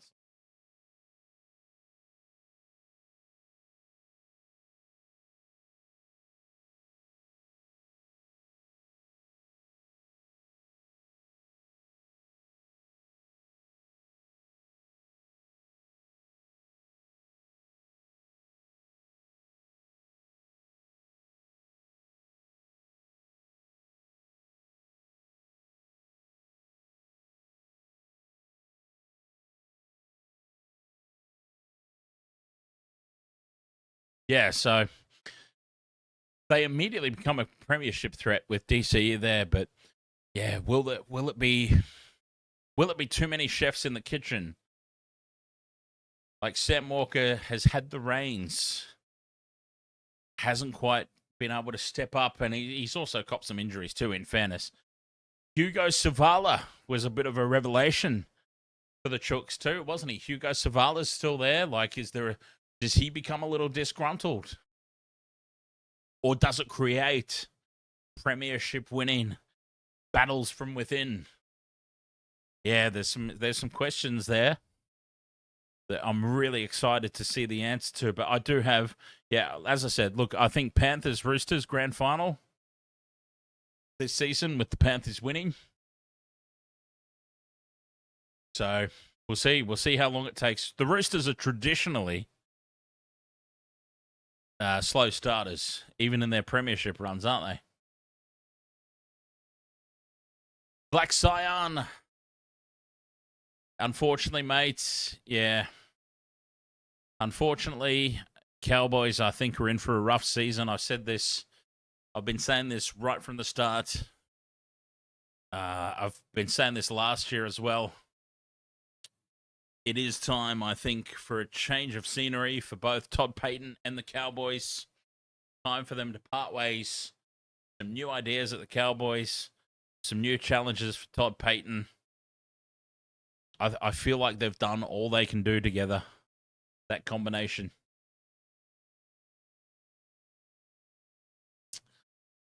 Yeah, I think surely Todd Payten is a very short-priced favourite for first one to get the punt this season. Angelo says, well, actually before that, sorry, Bobby says, got to let the first round play out before you start betting.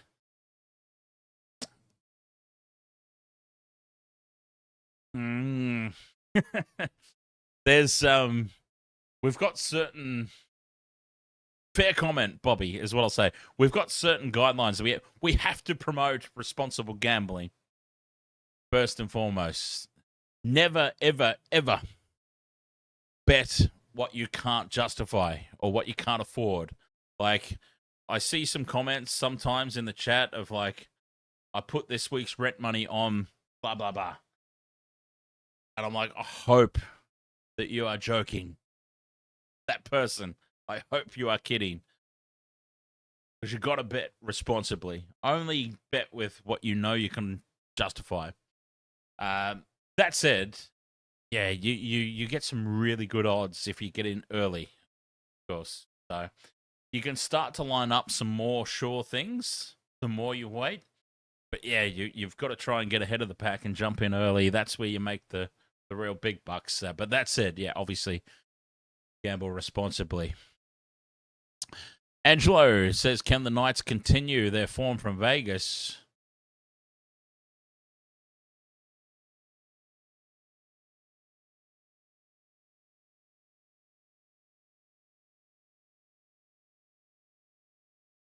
I think they can. Yeah. I think they absolutely can.